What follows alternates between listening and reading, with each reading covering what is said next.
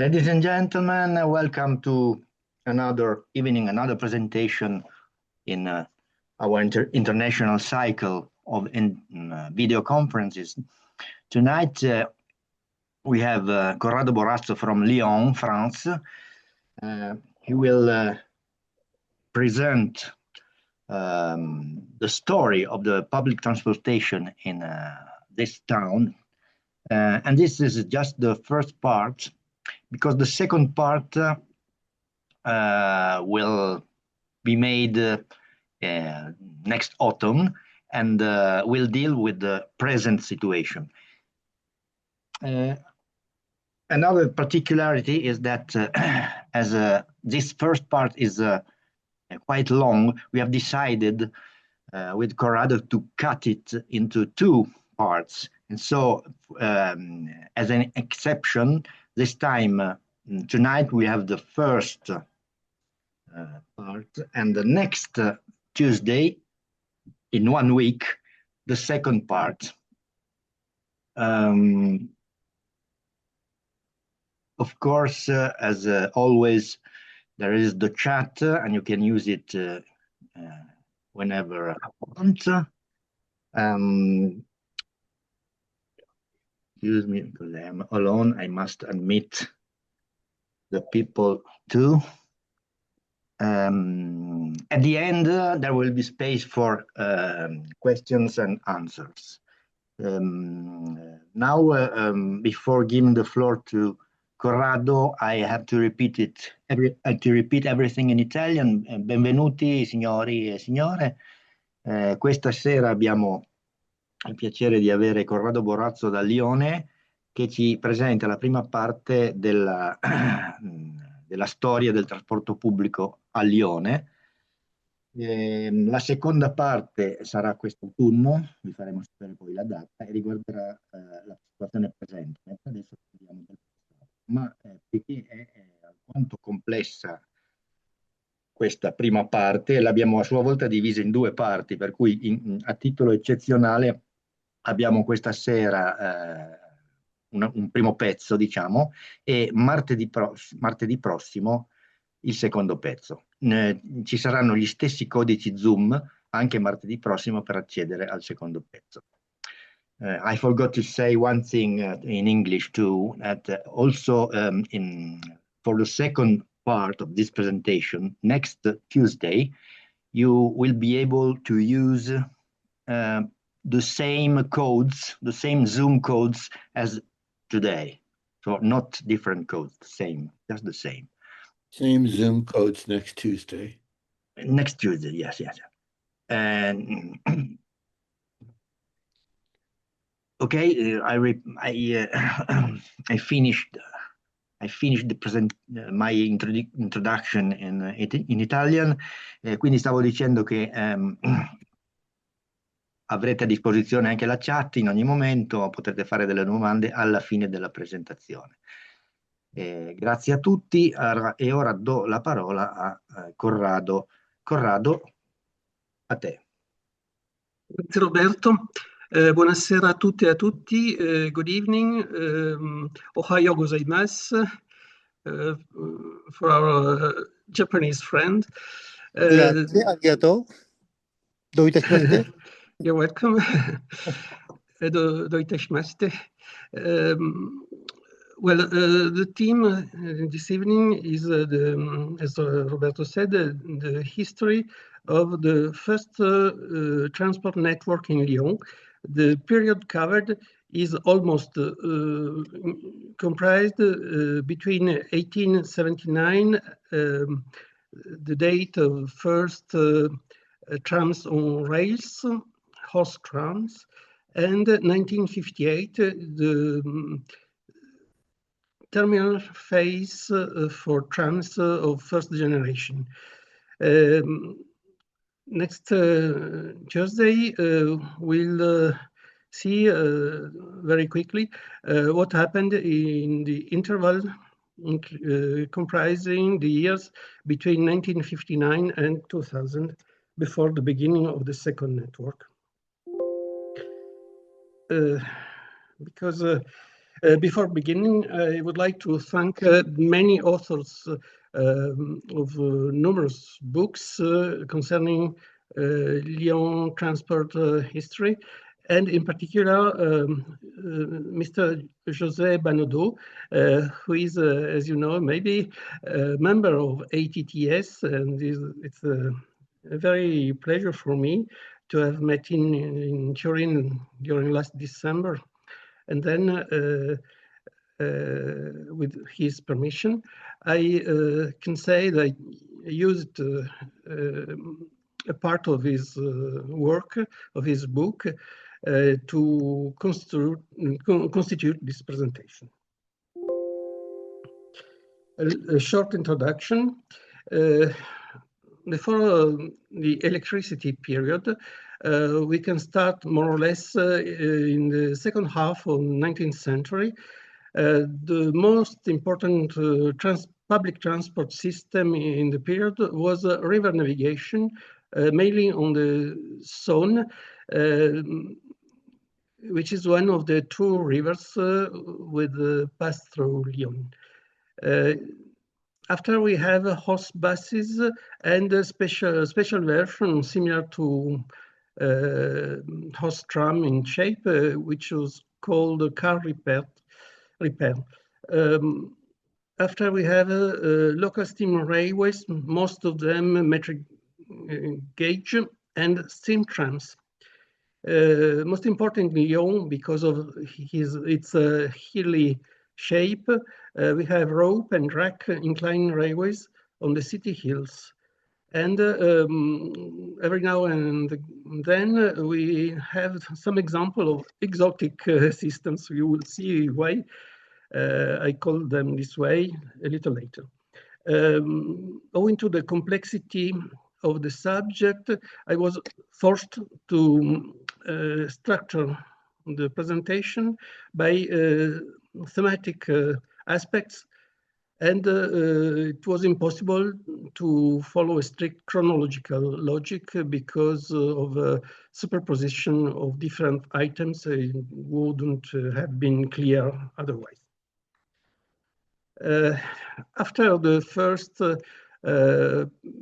period, we have the electricity period. The French people called it la fée électricité, the fairy.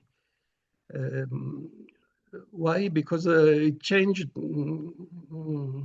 some way, the magical way, the way of living of people. And in transport, there was no exception, and all companies adapted their traction system to electricity. And finally, we have one company which was dominant in Lyon and bought every other competing companies, and it was called the OTL, Compagnie des Omnibus et Tramways de Lyon. And here we have crest of arms of OTL as an example in two different pictures. In this period, this private company was actually omnipotent and omnipresent. It intervened at the beginning on this horse-drawn trams, also in steam and electric trams, also in funicular and racks, mostly pre-existing, by buying them from separate companies. And as I mentioned, there was a progressive absorption of all, underlying all competing companies. And many years later, we assisted to the progressive decline of the electric tram in Lyon as in all of France, and I would say most everywhere in the world. In parallel, there was it's a typical local phenomenon, the development of trolley buses. And I say so because Lyon was, and it is today still known as the French capital of trolleybuses. After we have a period of buses triumphant, but I won't develop this topic. In 1967, we have a changing. OTL disappeared definitively, and we use another different name to describe public transport in Lyon. It is TCL, and it's still used today. Later on, we have subway, which substitutes to trolleybuses, which had in turn replaced tramways on the main axis of trunk lines. And starting from 1990 to the new century, we have a transition phase, which I lived personally because I moved from Turin to Lyon exactly in 1990.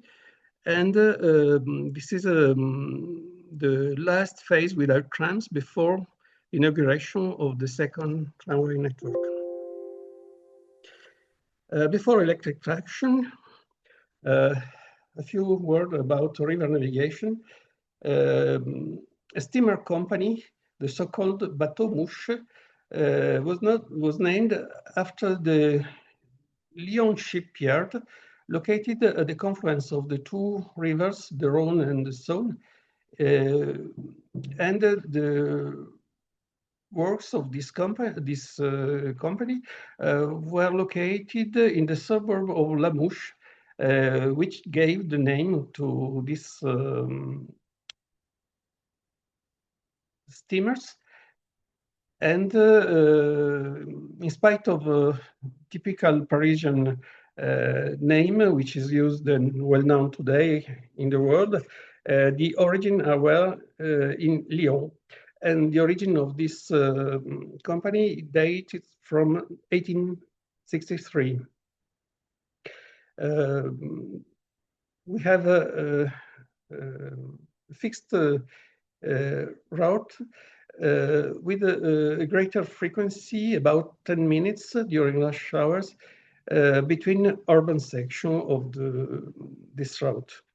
The fare was 15 cents, very low compared to the 25 cents for horse-drawn omnibuses.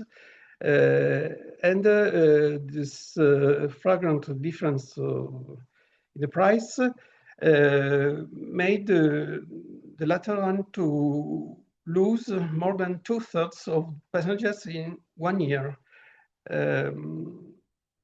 Later, the fare was still reduced to 10 cents, very economic, but we must say allowable only for middle or upper middle class people, because working class people did not afford to pay such prices. This service ended in 1913. The company was purchased by CLT, Compagnie Lyonnaise des Tramways, which was in turn purchased by OTL, and OTL in 1913 suppressed the last boats, replacing them with an electric tram that reaches the Saône bank overlooking the terminus of Ile-Barbe, the line 31. And this way, uneconomic boats were definitively eliminated from the scene of Lyon transport. They will come back in the second half of 20th century, and very recently, in 2025, last year, a new electric boat service was started by TCL. A few pictures of steamers. As you can see, passengers are, as I said, most upper middle class, dressed as working class. It was not. It was more sort of leisure, more than working means of transportation. This is a color image, very nice as a result. Well, the next system of transport were horse buses, now an omnibus in French.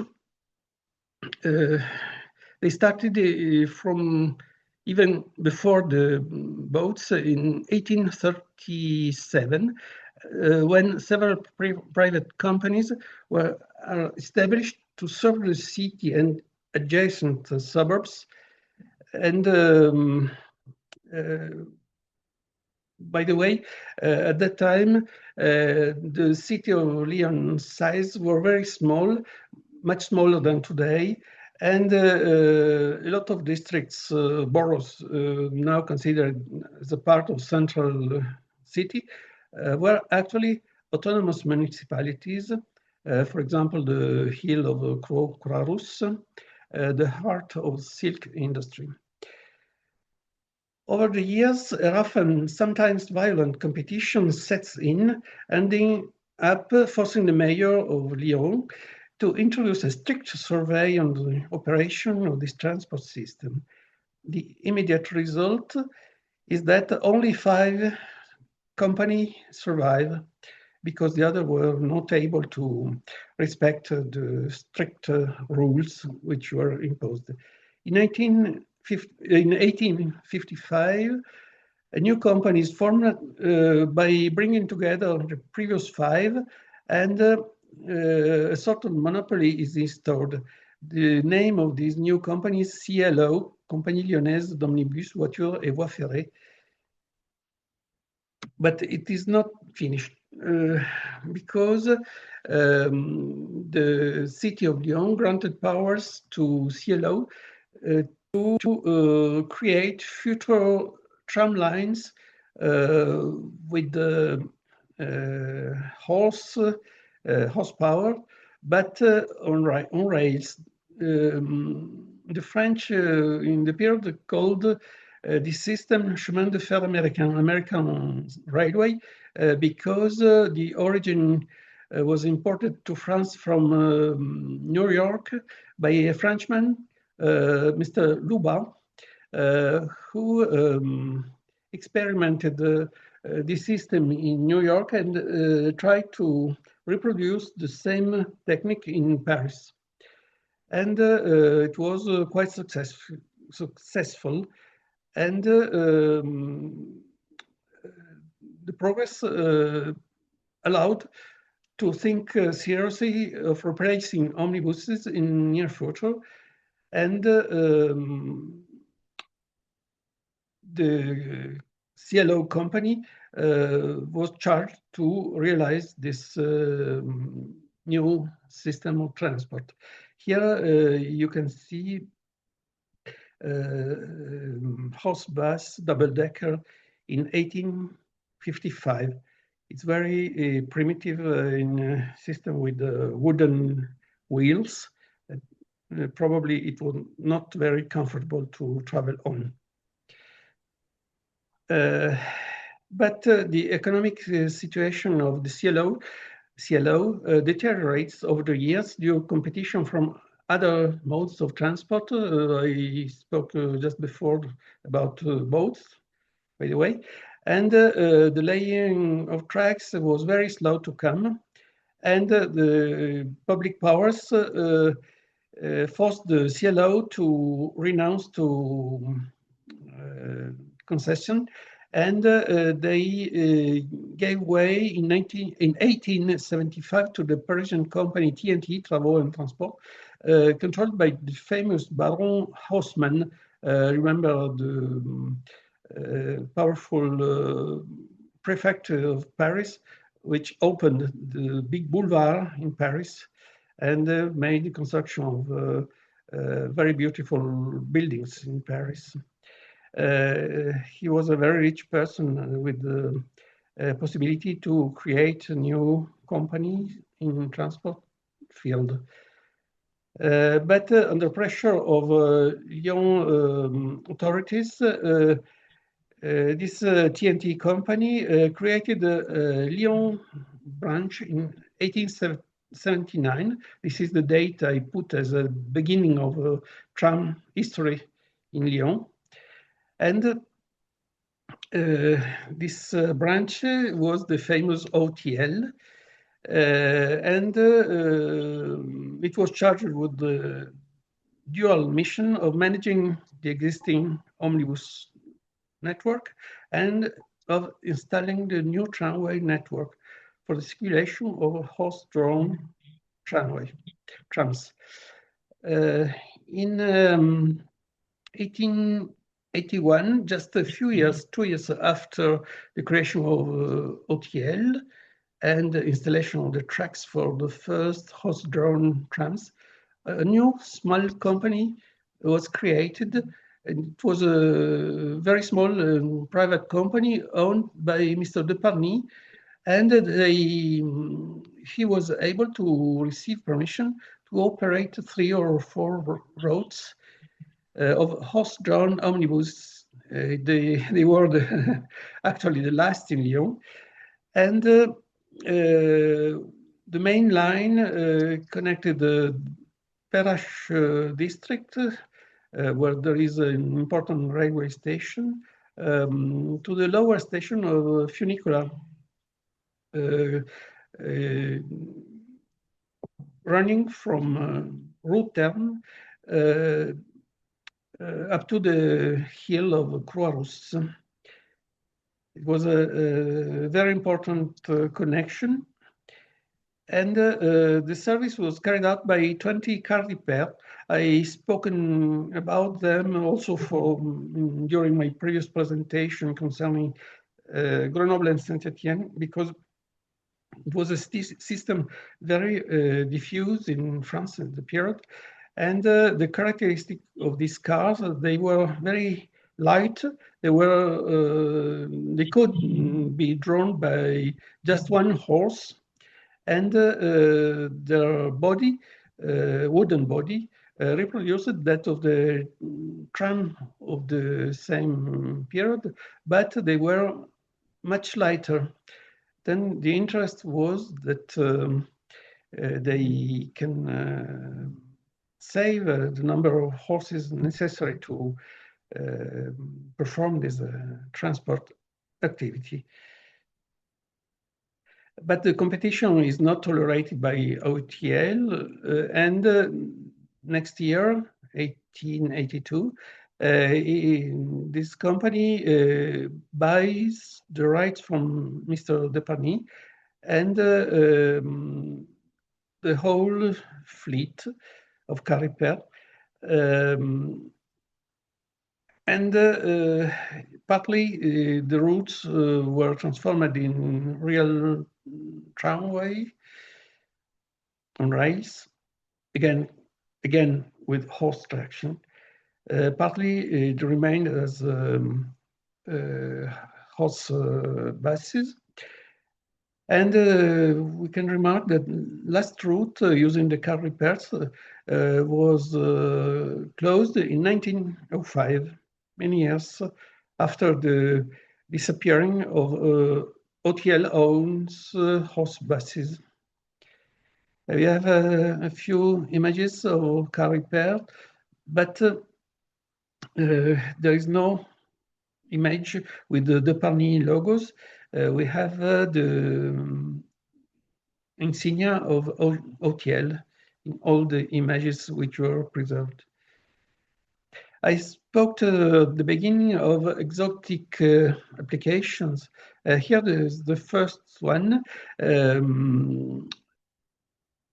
More or less, they appear simultaneously to the opening of temporary exhibitions. And it was a way to show innovative system of transport, but most of the time they weren't successful because it was not really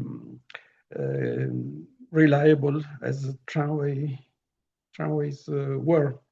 Here we have an example of an aerial monorail funicular system Duchamp. It consists of a mechanical traction of one cabin by a metal cable, but it needs a layout almost horizontal without slopes. The power is supplied by a steam power station, and the motion is transmitted by pulleys. But of course, if we can see even today monorails, this application was not mature for the period and it was quickly abandoned. Here we have first imagine first plan of the map of the public transport network in 1877. You can see the connecting routes were quite spaced on each other, and they served the center of the city and the first municipality adjacent to Lyon as Villeurbanne, Bron, or Ulan in the south, Venetia also in the southeast. Now we can examine the horse trams built by OTL. At the creation, the OTL company inherited about 700 horses from CLO, more than 300 omnibuses and fiacres. Fiacres are taxi cars, and this service was abandoned definitely by OTL in 1897. There were 5 depots and 1 workshop. Since 1880, within 1 year only, the 10 contractual lines of hippomobile trams on rails have been built. They serve various districts of Lyon and 2 neighboring municipalities of Villeurbanne and Ulan. In 1819, an 11th urban line is added. 10 years later, it's not very rapid creation. The fleet of rail vehicles consists of 76 double-decker cars, imperial cars, as the people said in the period, and 14 single-deckers, probably derived from the car repair purchased from the company of Mr. Deparny and partly converted to rail. It was not so easy because they were very fragile and the wooden structure was not so reliable for rail exploitation. In the following years, the total will rise to about 100 vehicles. A new suburban line to Saint Fond and Venetia, line 12, is inaugurated with steam traction in 1888 and converted to electric traction in 1895. We'll discuss later this. And the line to Ulan, number 10, is the first to be converted to electric traction in 1894. After the 2 suburban lines aforementioned, the urban network is internally electrified starting from 1898, and the horse-drawn tram service ceases definitely on March 31st, 1899, less than 20 years after its inauguration.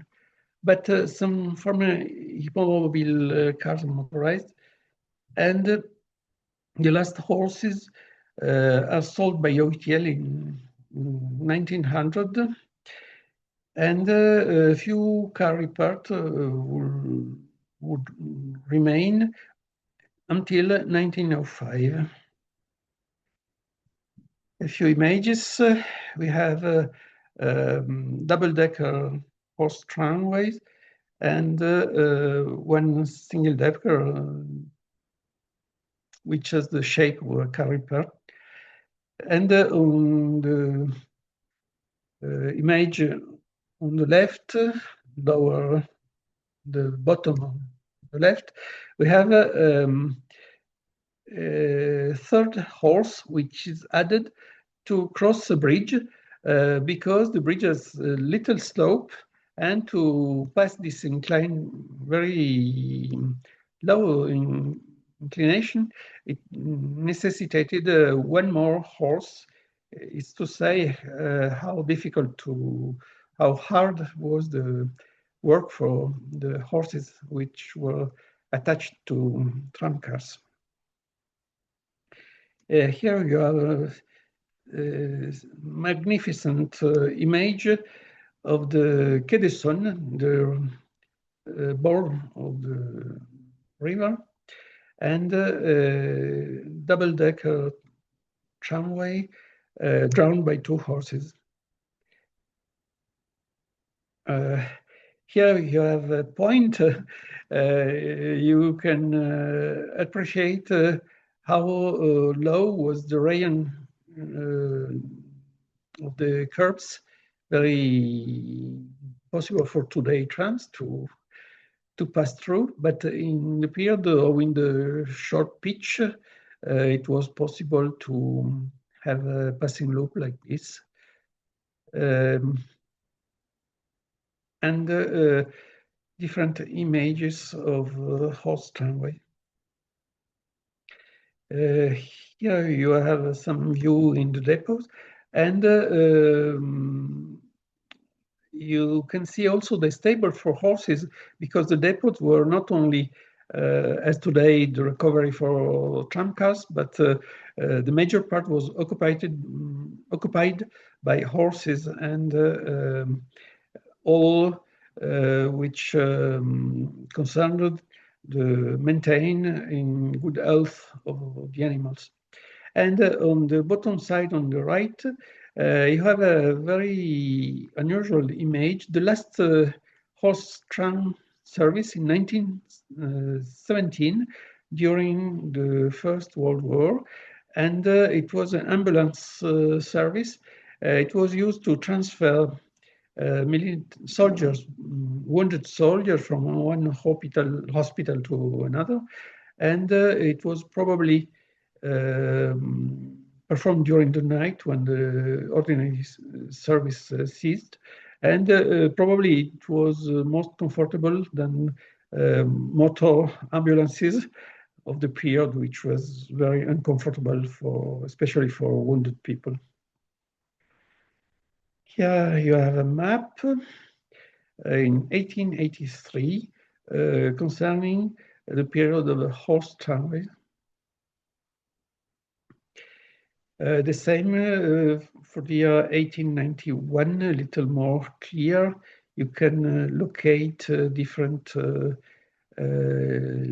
lines with numbers were introduced more or less 20 years later, but it's just to show how the trunk lines were kept and changed during many years. Well, new item now is the deals with local railways ending to or starting from Lyon. We have 3 companies operating in Lyon, and they generally connected the city with very far small villages in the country, and the common characteristics was that they were most of them metric gauge and steam powered. Then you can judge by the image in the bottom that these trains pass through the center of the city, and the ashes, the dust were terrible for people living close to the road of these railways. The first company is the Compagnie du Rhône, and it possesses two railway lines. The first one from Cross to Satonnet, and extended to Bourg-en-Bresse later. And the second one is interesting because to inaugurated it, the Lyon St. Paul station was created, and the particularity of this station, it still exists today, and it is used remarkably by tram trains in our time, but it dates back from 1876, and the reserved line was Lyon to Montbrison, passing through the towns of Charbonnières and L'Arbrel. Today, the railway doesn't go so far as Montbrison, but it ends close to L'Arbrel, and it still exists in the form of tram train, as I told you. Second company was the Compagnie de l'Est, serving the East region, starting from Lyon. The station was situated in the south of Lyon-Pardieu. Today, Pardieu is an important commercial district with the main railway station, but in the period, it was country field area, and we have just a few barracks of the French army, but was not so central district of Lyon. And this railway was standard gauge, and its length was 71 kilometers to Saint-Genis d'Aoste, in the department of Isère. And by several changes, you go to Chambéry in competition with the main line of the big company PLM, National Company of Main Railway, but the time to get to Chambéry was 10 times larger than that of PLM trains, of course. There was not an important passenger traffic, and this line was closed in 1947 to passenger traffic, but it survived, and up to 2002, there was a surviving branch, Lyon to Mézieux, which is not far from Lyon Center today, and national company SNCF operated freight trains to connect the numerous industrial junctions located on the route, and to collect wagons to be transferred to the national network in Lyon-Pardieu South Station. Today there is a tram line, two tram line, urban T3 line and airport line, Rhône Express, RIX, which use a part of this ancient connection.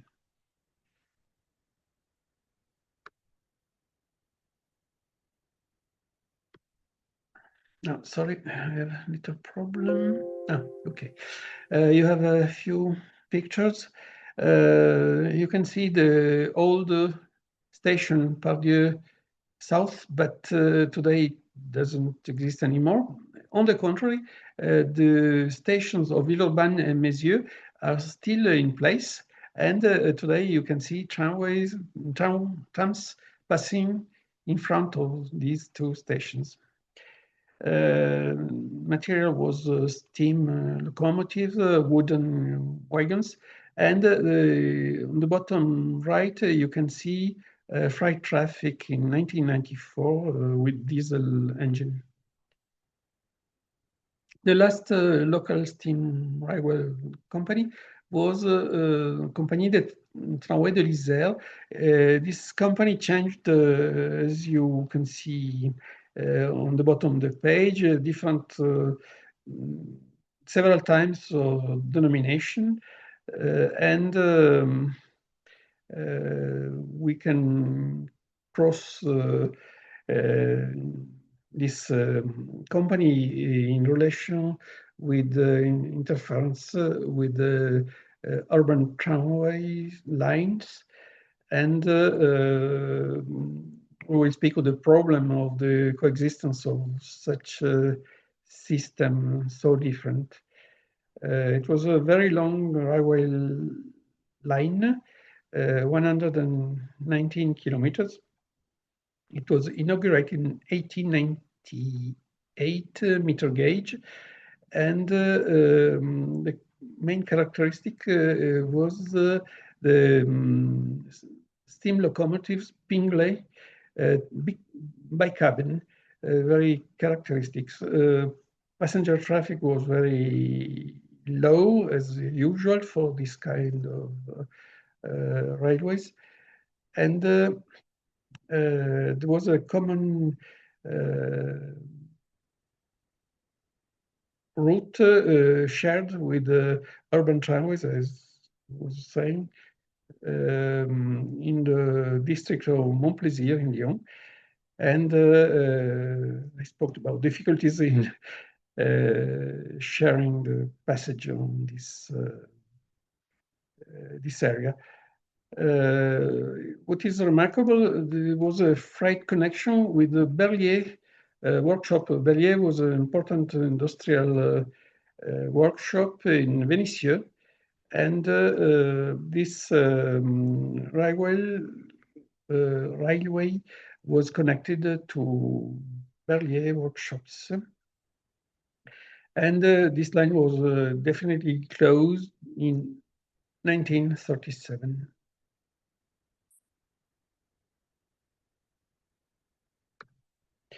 Here you can say the shape of bi-cabin Pingley locomotive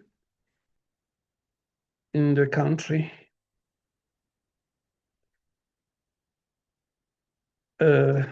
Now we can pass to steam trams, urban trams or suburban trams, different from railway, which spoken about just before, because of the shape and the purpose of the service. We are going to see that in details.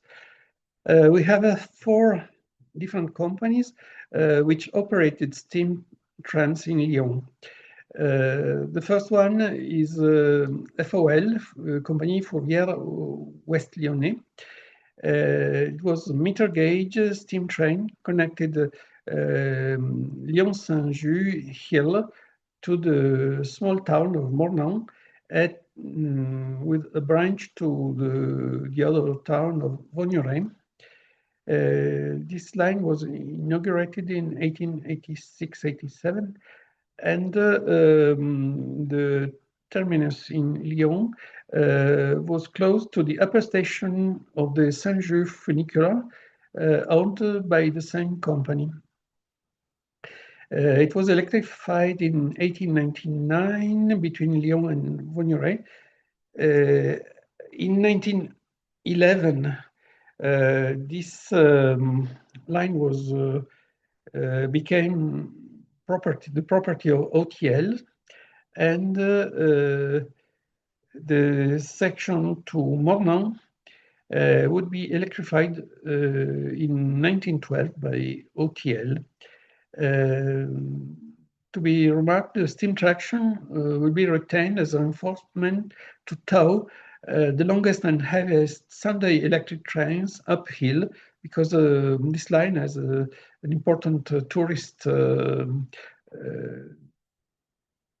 passenger service during weekends and in summer.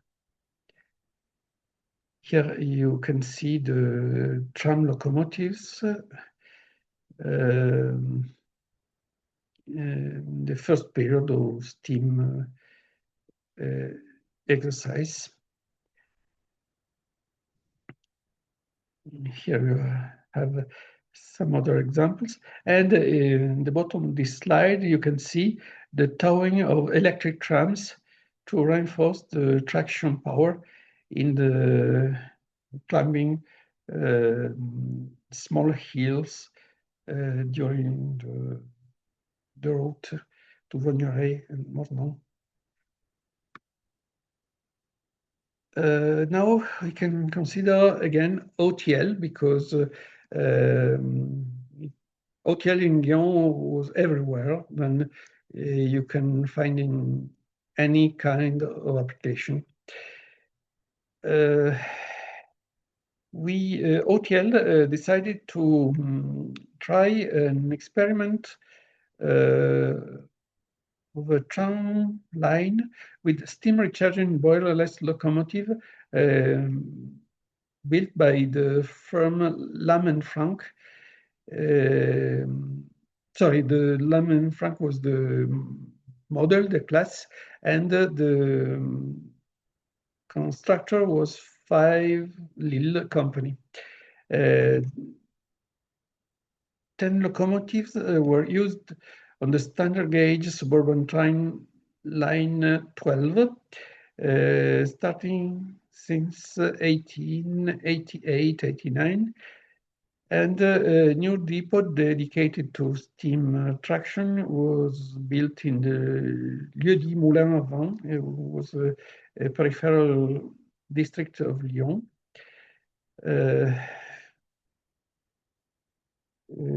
The trains were constituted by 1 locomotive and 2 or 3 trailers. And the problems were that the vessel containing steam can become empty standing during the trip, and the train could not get this terminus to recharge the steam tank, and it was a problem for all the train was locked in among stops, and rescuing locomotive was needed to move it. In any case, OTL was very precautionist, and the builder retained ownership and operational responsibility for a period of 15 years, and OTL paid just the rent. But the experiment was stopped just after 7 years of exploitation in 1895, and OTL turned to the electrification of former double-decker trailers coming from previous period of horse trams. Here you have an example of Lam & Frank standard gauge locomotives and trailers. Now we can pass to different company. It is a new company emerging starting from 1886, CLT, Compagnie Lyonnaise de Tramway, and it didn't exist in the period of horse tramway. It was created just for steam operation, and it kept this form of powering the trams more or less up to the end of its existence. Even they turned to electricity a few years before be bought by OTL. Their characteristic is they used metric gauge lines on all their network, and after bankruptcy, CLT changed name in NLT, Nouvelle Compagnie Lyonnaise de Tramway, with the Belgian capitals, Belgian pounds, and in 1906 they were bought by OTL as all other private companies in Lyon.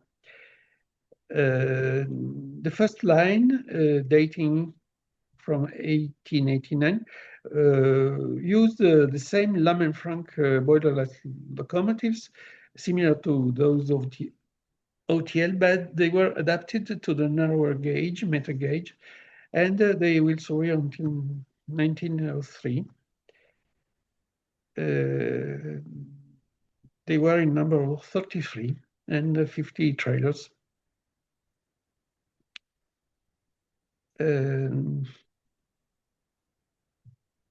We have a second line, which is created in 1890.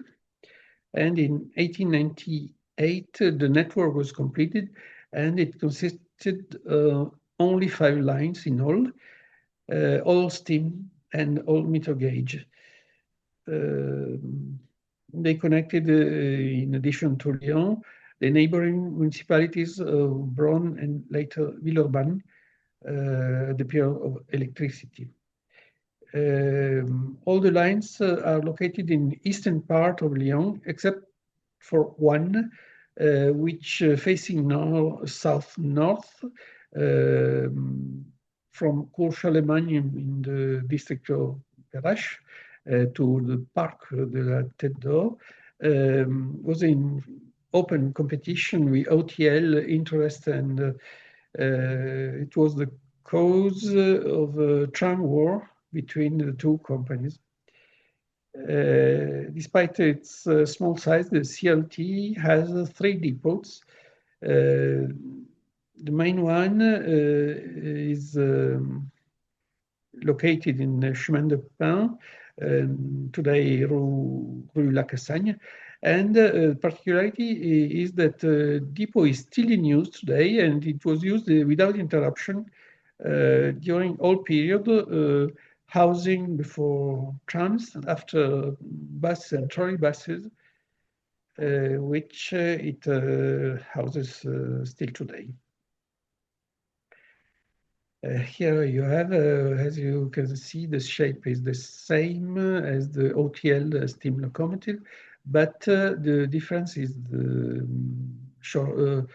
narrower gauge. Here we are some examples. And in time of electrification, you have electric trams from OTL and steam trams for CLT, sharing the same rails. Then you have 3 lines of rails tracks, allowing the passage for both gauge for trams.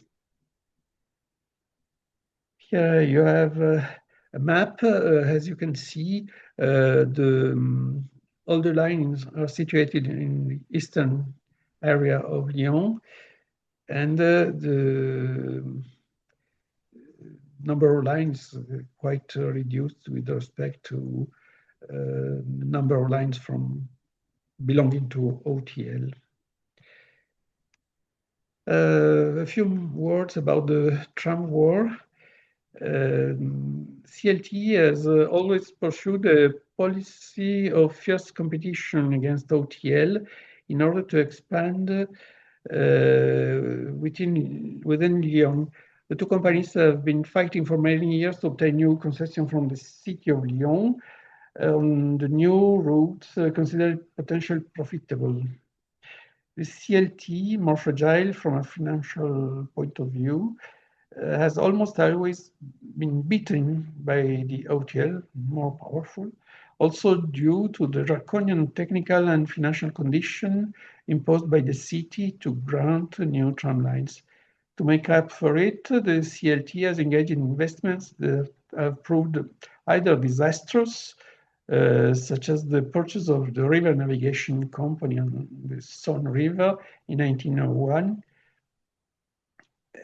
Bateau-Mouche, if you remember, a transport system made obsolete by technical progress in land transport, by steam before than electricity, or too expensive, such as the electrification of its tramway network in 1999 to emulate its competitor OTL. And these bad investments led to the collapse of CLT in 1901. And the successor company, NLT, had more adequate financial means and continuous hostilities against OTL from 1902. Long-standing dispute concerned the concession of a perishable term line between the railway station and the lower station of the oldest funicular railway in Lyon. If you remember, I spoke about the same line about car repair. The two companies face each other in Lyon before the city hall and the court, and even in Paris at the Ministry of Public Works between 1888 and 1904. The episode that sparks the real war on the ground is the granting to the NLT of a temporary line to serve participants and spectators of the 1904 national shooting competition, which takes place in the park of the Tête d'Or. According to the rules in use, the OTL is obliged to lay the tracks at the intersection of the respective lines to allow the passage of the new NLT line. The day after the end of the event, the NLT wanted to continue the service, but on the same night, the OTL orders to its permanent way team the crossing of tracks to be removed, fearing competition from this line that passes too closest to the routes of the pre-existing line of OTL. From 1905, reconciliations occurs at last, which among other things allow the NLT to regain the crossing of the OTL tracks. Very complicated history. Those tracks were cut off the previous year. And in 1906, the NLT is finally acquired by OTL, thus reuniting the entire urban tramway network. This was quite important for the future of tram system in Lyon. The last steam tram company is the TLN, Compagnie du Tramway de Lyon and Neuville. This company built in 1890 a standard gauge steam line with single tracks and passing loops. This line was fully completed in 1895, and its route follows the left bank of the Saône River to the town from Lyon to the town of Neuville-sur-Saône, located 13 kilometers north of Lyon. The standard gauge is imposed by the urban route that makes use of the OTL horse-drawn tram tracks. The first locomotives are the Rowan type, built under license in Lyon's mechanical plants. We say later that Buyer workshops built almost every tram or other system of transport in Lyon. It was the main constructor used by OTL and by the other companies. Rowan locomotives tow a trailer of similar appearance and are considered more reliable than the Lammen-Frank steam locomotives of the urban service. As you remember, OTL and CLT used them with different gauges. And Rowan locomotives had a greater autonomy because they had to run longer journeys and longer times of the journey, and the weights, the passing loops are more uncertain in terms of the duration. The drawback of these locomotives is the only driver's cab that requires in Lyon the presence of a triangle of tracks for reversing, as well as the low traction power that causes stops and slips on climbs. Not very serious. In 1997, the company replaces the Rowan trains with more conventional trains pulled by standard bidirectional steam tramway engines supplied by SLM company of Winterthur, Switzerland, which will remain in service until 1932. And this year, the electrification of the line takes place, and the new trains would become known as the Train Blue Train, were well known by Lyon's people. Here you have some pictures of Rowan trains, and here the more conventional steam trams engine, typical of the period. You can find them everywhere in Europe.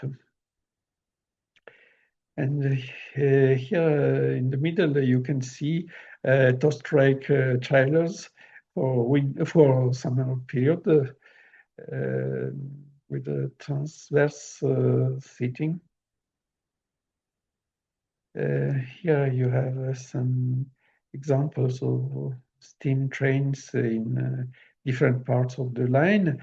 And on the right top view, you can see how close the tram passes from the walls, which is very dangerous for pedestrians and bicycles.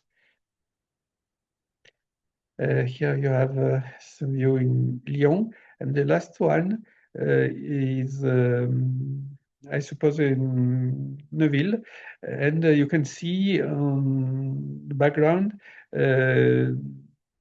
overhead electric line already installed, and it is in 1932, the end of steam traction. Well, now we can pass to the electricity and all non-OTL companies. There are numerous, and I will start with 4 small companies, which are very limited number of trams in their fleet. Before we have another exotic application, quite interesting. In 1984, there was a colonial exhibition, and it was inaugurated for the occasion, stud connector tramline system Claret. This was a temporary meter gauge electric line with surface contact powered by stud connectors buried in the roadway between the rails. The route was Pont Lafayette, Parc de la Tête d'Or, where the exhibition was situated. Of course, there was no following because the system was not well performing at all. Well, the first of the 4 small companies are, first one is the Sainte-Foy-les-Lyons TFS. Was a strange characteristic tramway line.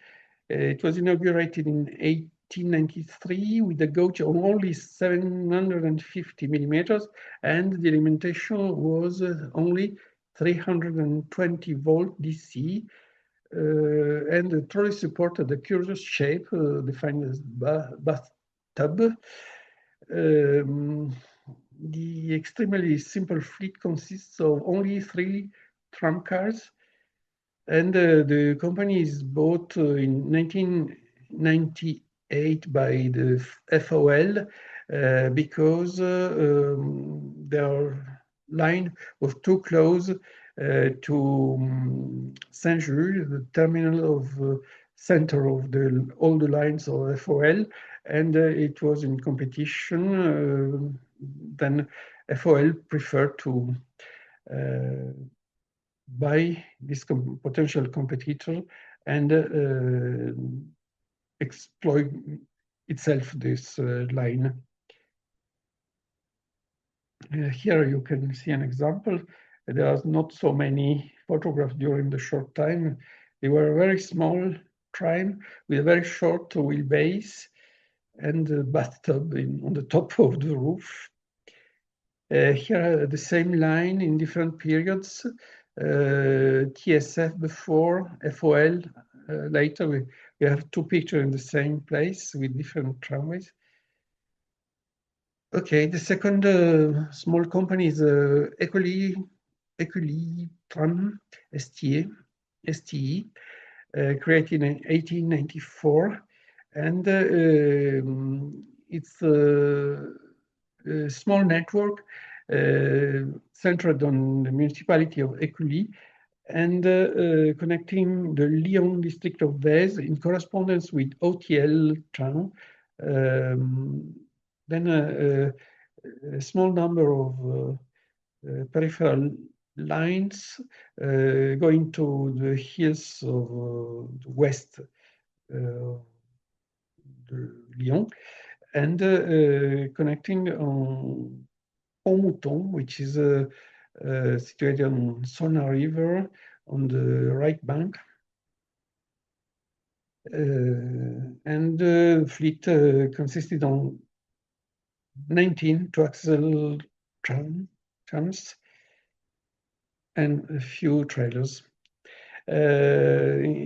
Differently from other companies, STE maintained good relation with its big neighbor, and there were established correspondence of lines and tickets, which is important for the period, at the Pont-Mouton interchange terminus.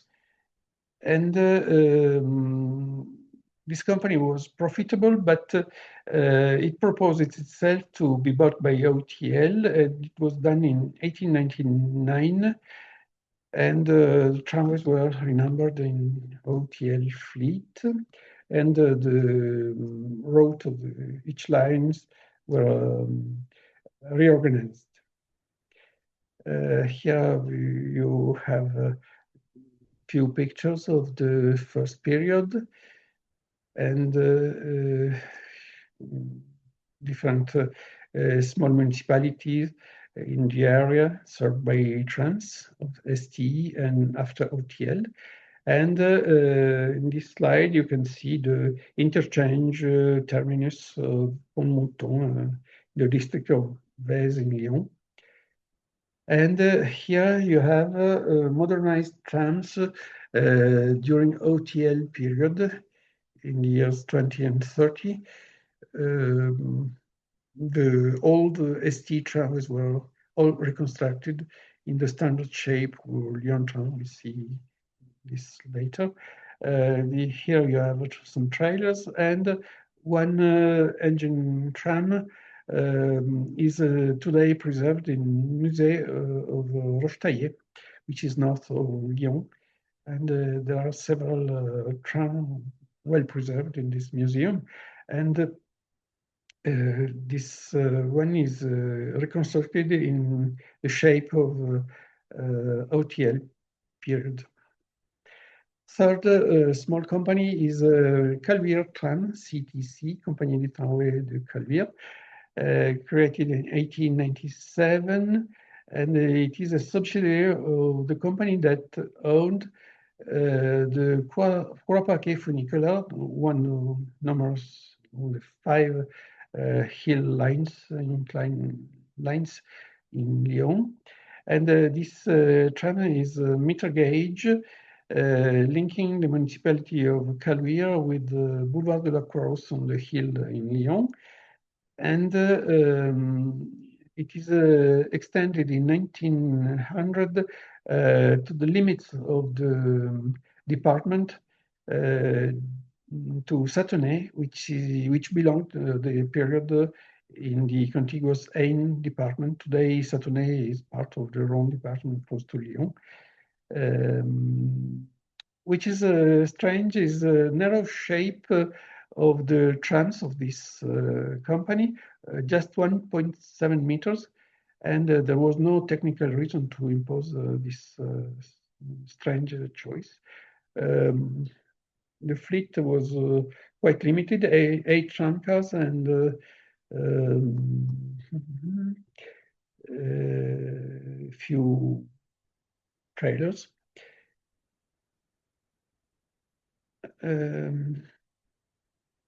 Okay, you can notice the instead of trolley pole, which was typical in Lyon at the period, you have a lyre shape trolley, and you can appreciate the extremely reduced width of such tramways, trams. Here in the Croix Hill, it is particularly strange to see. And now we come to the OTL period. OTL converted this line later into a standard gauge. And on the right, you can see the 2 different depots which were constructed in different periods for these trams. And the last small company is the Loyas Tram and Funicular. It is a poor, very poor company in all senses because it was never capable to get positive results on their balance. And the income was very limited and very few people were transported by this company.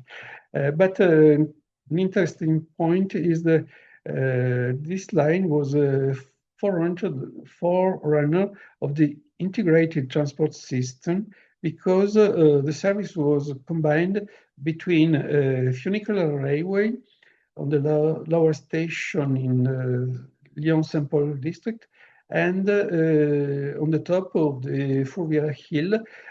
This funicular is connected with the tram line which connects the funicular to the cemetery of Loyas, which is the scope of this service. The fleet was limited to very little number of trams, 5 in all. They were meter gauge and bidirectional. There was also a hearse wagon to transport the coffins from up to the cemetery. And the attendance of the public was low, and no benefits were done.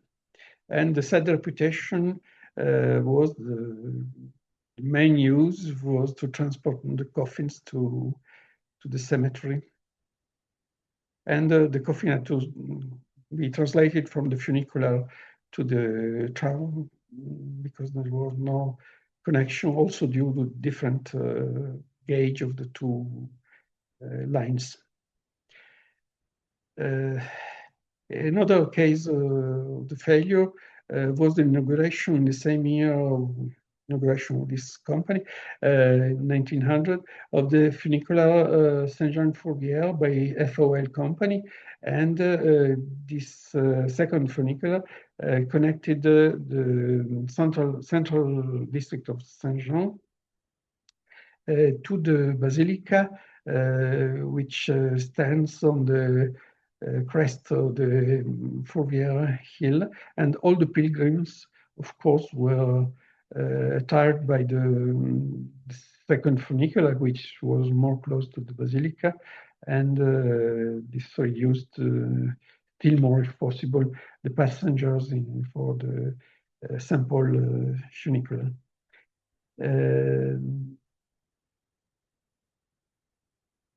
The route of tram was just over 800 meters, and it was interesting passing, quite spectacular, on the Sarah viaduct, and it passed on the side of the small depot.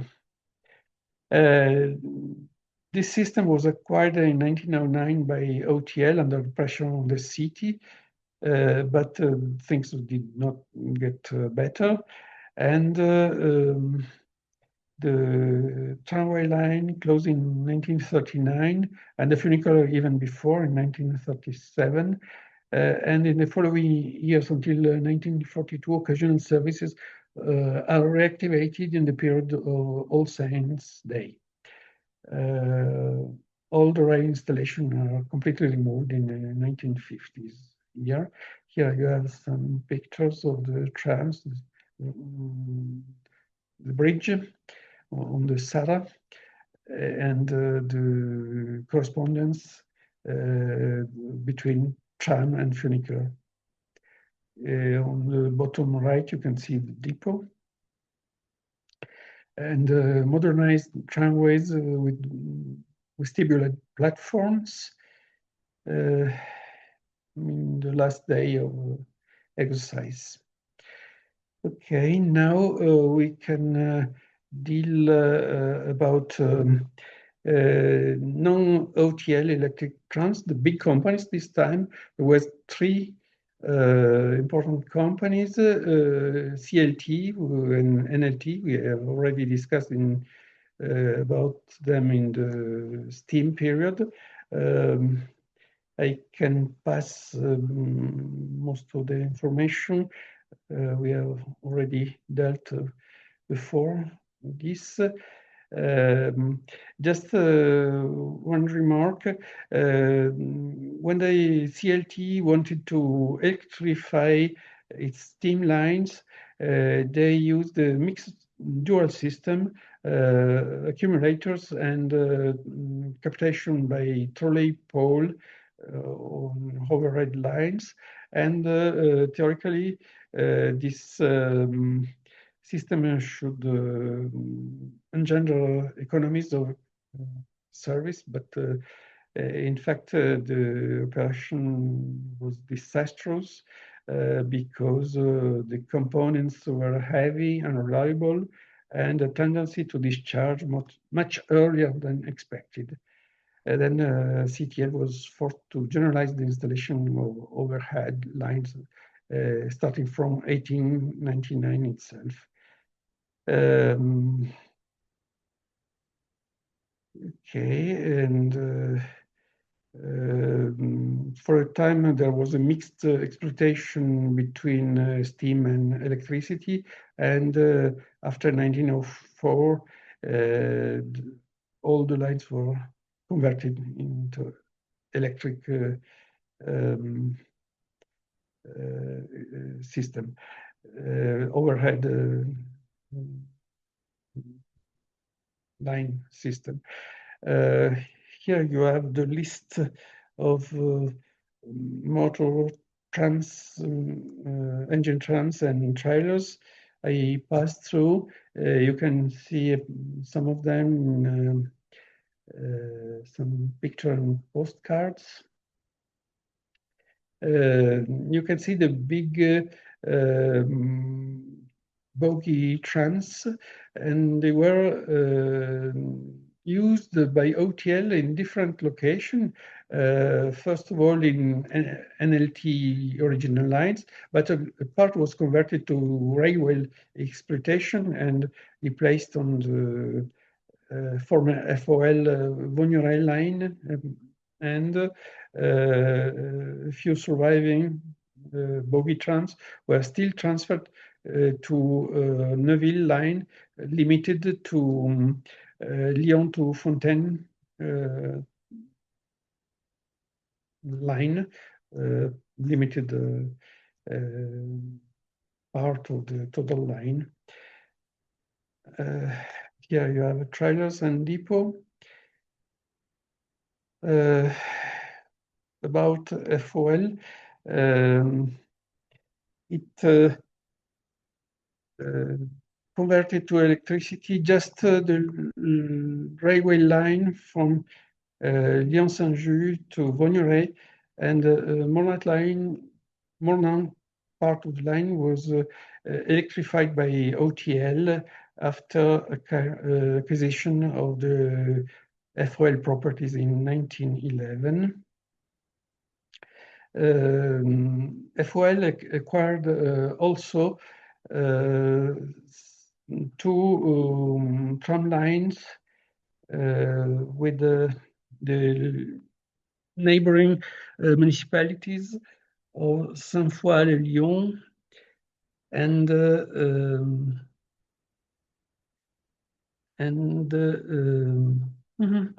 sorry, Francheville, and they wanted to change the funicular line from Saint-Just to Saint-Jean on the bottom of the hill, and to convert it to a rack line. And for this reason, during the working period, they created a tram line going through the hill on the so-called Montée de Choulin, which is a very steeply sloping road with up to 79 per 1,000 slope, and this line substituted the funicular before the inauguration of the new rack line. But the line was maintained after as an alternative to the rack line 2. And which is remarkable is the difficulty for the trams to negotiate this hilly route, and there were a very important problem which had to be solved in order to assure safety for the passengers. A few trams, I passed on the details. Here you can see different pictures of trams of FOL in the first generation. And for the Vaugneray line, they used former passenger wagons, which were motorized, and used the electric trolley poles on the line. A new branch was created from Vaugneray station to Vaugneray center of the town, and at the beginning it was just steam exercise. After it was replaced by electric tramways.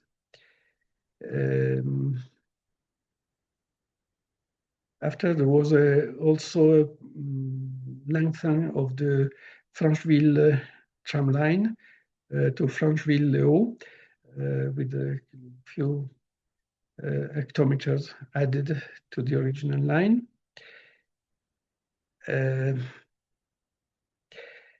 Then we have now we can pass the OTL period owing to extreme difficult economical situation.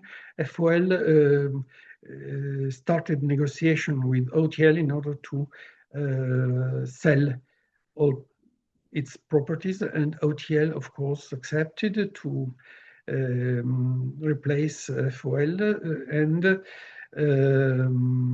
but the period began in very difficult in a very difficult way because a serious fire then destroyed the Saint-Just depot in 1912, which was entirely wooden, interior wooden structure, and several railway, tramway, and rack vehicles were damaged or destroyed.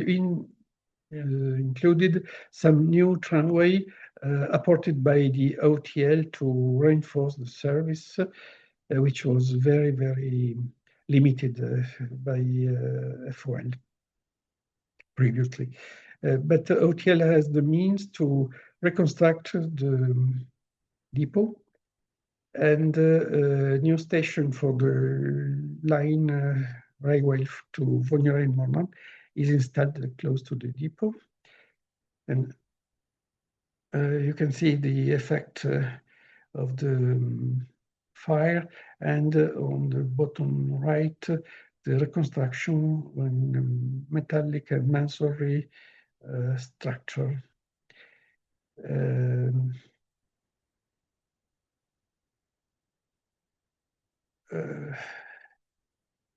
What is important and is the OTL in the first time provided all the tram coming from the different companies metric gauge. It has absorbed to be put on the lines of former FOL company, and they ordered the construction of the new manager bogie trams made in Belgium, and they ensured that most of the traffic on the following years were able to tow very heavy convoy with several trailers. There were also shunting tractors called Godardville too. Was used to connecting with freight traffic on PLM network and the Demi-Lune station. Here you can see the material, rolling stock with the different material. Some curiosity, some tram and trailers were painted in Naples yellow color for a time. They were very different from the remaining one, and they were recognizable even in black and white pictures, as you can see here. And here you have manage tramways in Vogneray terminus. And on the line, the Mornan branch was closed because it was not, it had not enough frequentation of passengers, and the branch was used to stock tram cars and freight wagons.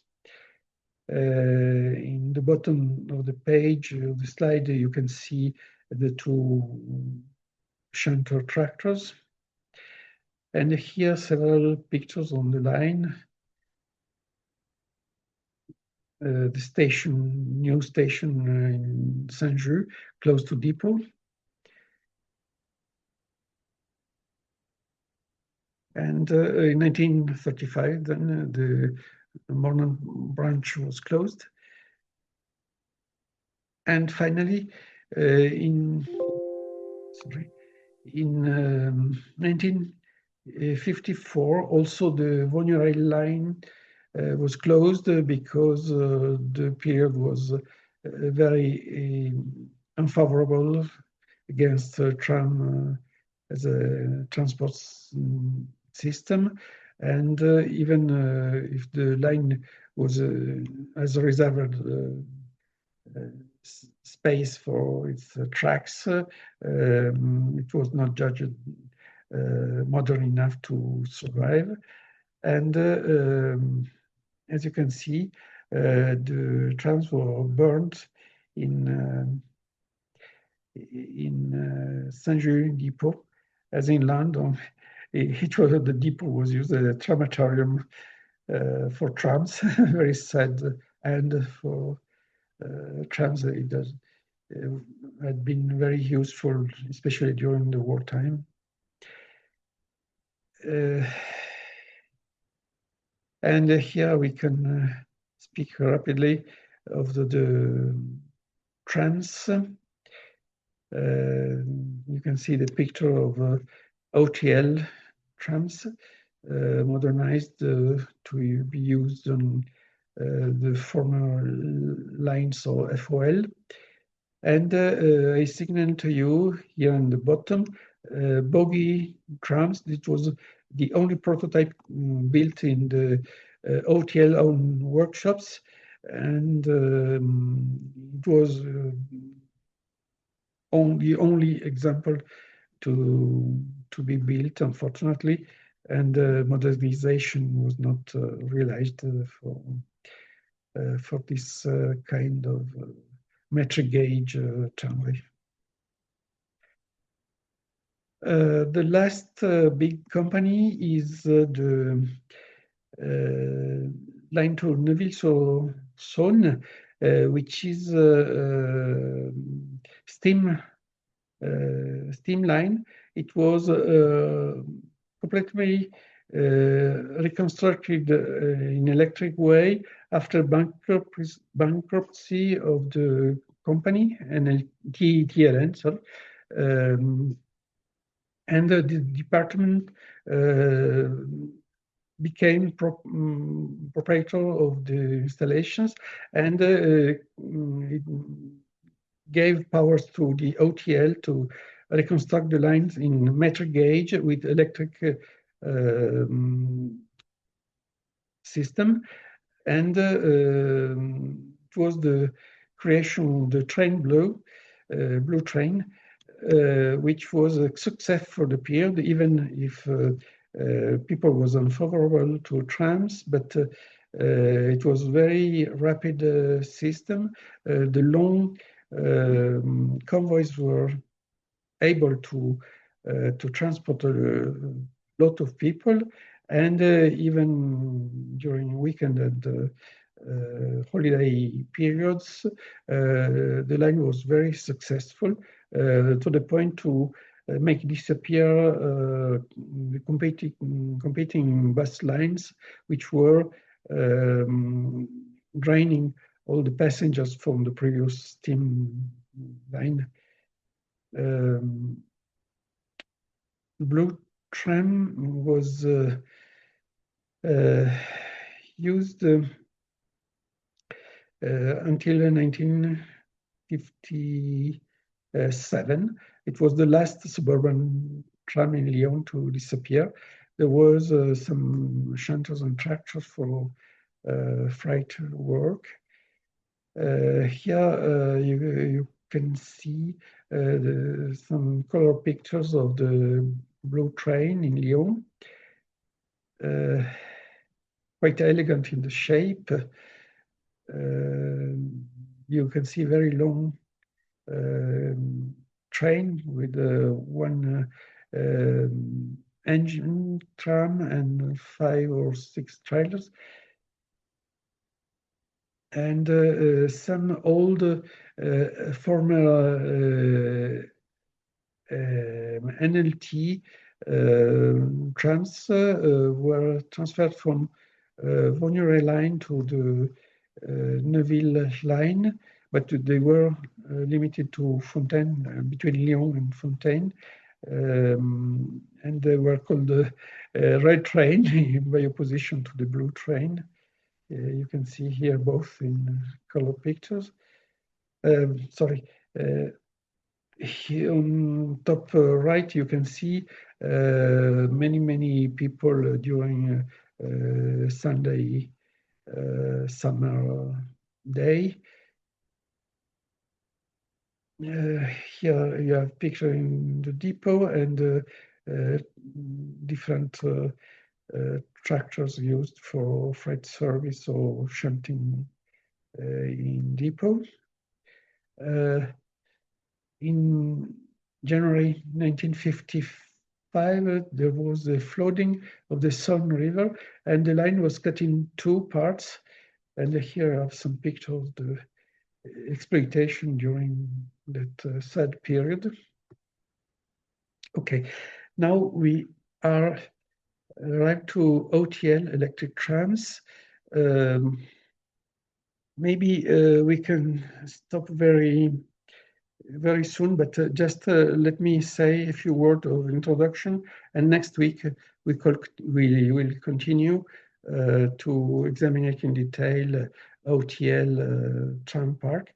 What is interesting was that the electrification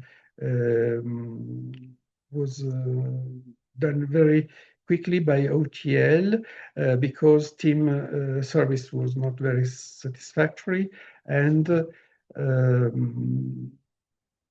all the 12 initial lines were converted to the electric traction, and the steam service finished before horse-drawn traction, which is quite remarkable. One point to be raised is just the alimentation was done by overhead line, just with one exception remarkable in the smart central Route de la République, where public powers refused to install aerial line, and they imposed the underground alimentation system, which is now in English by the term conduit, and in French caniveau. Then we'll say a few words about. You can see different maps in different periods. You can see here in red standard gauge lines, and in blue metric gauge lines, most of them coming from the absorbed different companies, different from OTL. Here you have a summary of the dates of different acquisition of the other companies done by OTL, and it finished in 1914 with the CTC tram of Caluire, and the exception is in 1932 the tram for Neuville-sur-Saône, which we had already spoke about.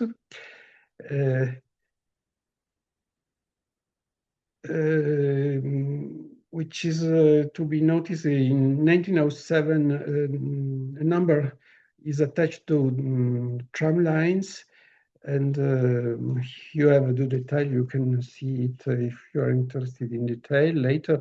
The only exception was the cemetery of Loyes line, which never received a number. The metal gauge line were still numbered by groups according to their origin. And you have a few new lines, 4 in number, which were created by OTL from 1911 to 1925. And the end of tramway period starts in 1936, when the two former FOL line 29 and 30 going to Francheville and Sainte-Foy-les-Lyons were converted to trolley buses, and it's very important because it starts from the new period from this type of transport. Many extra urban tramways, Vogneray-Nouville and lines 16 and 17, which we spoke about later, were replaced by buses. Here you have a few images from in the first years of 20th century, with open platforms still open. 2 words about line 6, which was a very panoramic line which goes from the climbed the Quarus Hill with a natural addition parallel to funicular line, and it had very panoramic spots, you can see, and very special devices. On the right, the top, you can see a tram crossing a building with a special space prepared for it. Okay, then we have several technical specialty of OTL, but I think we can stop here, and the remaining part will be matter of the next week presentation, because time is over, I suppose. Buonasera, good evening, welcome. Welcome to another appointment of our international cycle of video conferences. Tonight we have the second piece of the first part on the trams in Lyon. Our speaker is Corrado Borazzo. I take this opportunity to communicate that the second part of the presentation on Lyon will be on September 22nd, and that part will deal about the new generation tramways. So today I think we arrived just at the end of the first generation of the Lyon tramways, isn't it, Corrado? Yes, it is. Anyway, during the presentation, as usual, you can use the chat. At the end, there will be space for any questions and answers. And next appointment will be next week. So next Tuesday, the 10th of February, we have a new presentation titled VDVA 70 years of tours around Europe. As you know, VDVA is a big German organization of amateur of tramways, and the speaker will talk about the tours that they have organized in all those years until now. So before giving the floor to Corrado, I have to repeat everything in Italian. Benvenuti, signore e signori. Questa sera abbiamo il piacere di avere il secondo pezzo della prima parte della presentazione sui tram di Lione fatta da Corrado Borazzo. Vi comunico già fin d'ora che la seconda parte, quindi quella che riguarderà i tram della nuova generazione, sarà presentata martedì 22 settembre. La presentazione sarà in inglese con sottotitoli in italiano.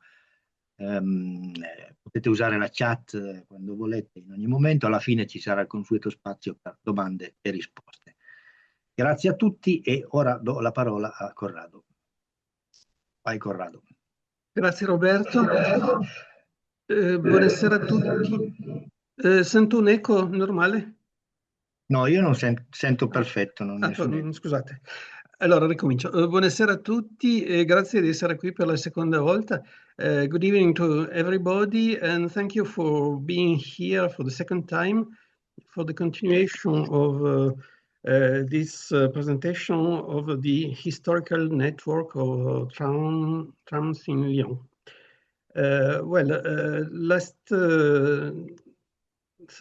Tuesday we left us in the middle of the history of OTL main company, and I'm continuing from the same point. This picture is interesting because you can see clearly three rail track, which is a typical feature in Lyon tramways when standard gauge and meter gauge lines shared a common route. This feature was typical of the city because, as you remember, maybe the main company, OTL, has always used the standard gauge for its trams, and all other company excepted NLT, TLN, Neuville-sur-Saône line used meter gauge. Then this is a typical feature with three rails, and you have you can easily imagine that very complicated shape is on points and curves when rails intersect each other. Sorry, the slide is locked. I'm sorry, cannot change. Oh.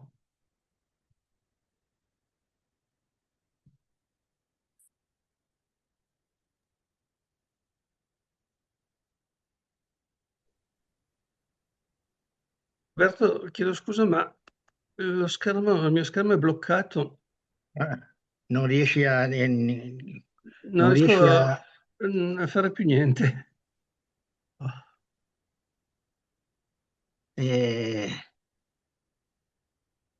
Prova a uscire e rientrare. Sto facendo, cerco con escape, ma chiudo la condivisione un attimo. Sì.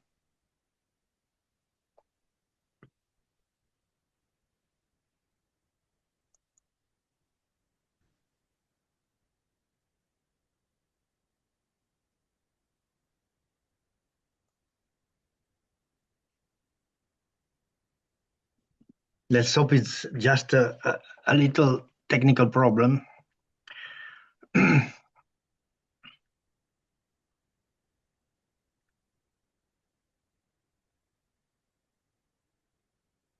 Dunque adesso vedi la slide. Non lo vedo, non a schermo intero. Riprovo.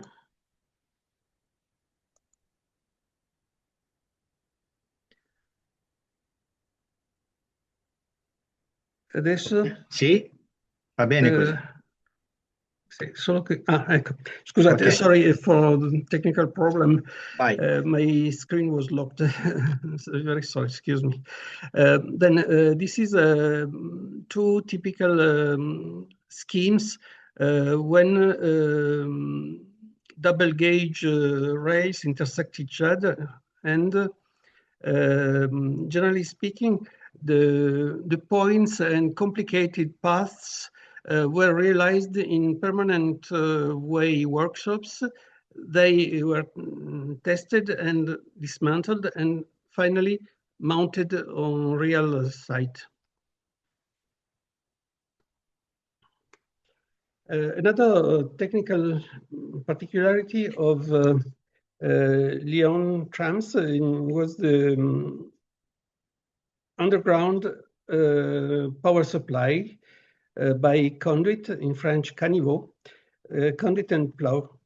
In the first years, since the beginning of electrification, a short stretch, 1 kilometer, was created under the request of public powers to avoid overhead line in a central street, which was elegant and central Rue de la République, and also along a ring around the city town hall, because it was decided to hide overhead line and replace it by conduit. It was a very heavy decision because of the cost engendered by this choice. In all, 166 trams were equipped with the conduit system, and the construction itself was very expensive. Anyway, this stretch of street, Central Street, was used by 3 lines, standard gauge lines, of course. And in 1909, a 4th line, but this time meter gauge, was intersecting the previous 3-line path, and the result was very complicated. But I will show in next slide a picture of this. This solution did not last very long. In 1917, it was abandoned, and public powers granted the right of installing overhead lines. But the conduit system was maintained in place until 1936 and 1955, except when there were intersections of rails. But it was deactivated very late in time. As we have very little pictures showing this feature, I added some images coming from Paris and London, which were 2 of the major cities where conduit system was extensively used, especially in London. Here we are still in Lyon, and you can see construction phases and tram cars running along conduit streets, conduit-equipped streets. And as you can see, the tram cars are not vestibulated on the platforms. That means we are in the first decade of the 20th century. On the right, you can see the intersection between standard gauge and meter gauge lines, and you have 4 rails, 3 rails and the central conduit, and the picture is not clear, but you have also the overhead line on top for meter gauge line. In Paris, you had 2 different systems of conduit, axial or central system, as in Lyon, where the conduit is in central position between the 2 rails, and lateral position, which is quite interesting because 1 rail is hollow, and the plow runs in between 2 wheels along the same rail. In amateur museum, you can have an example of it was built in Paris. And still in Paris, where the system lasted until, lasted until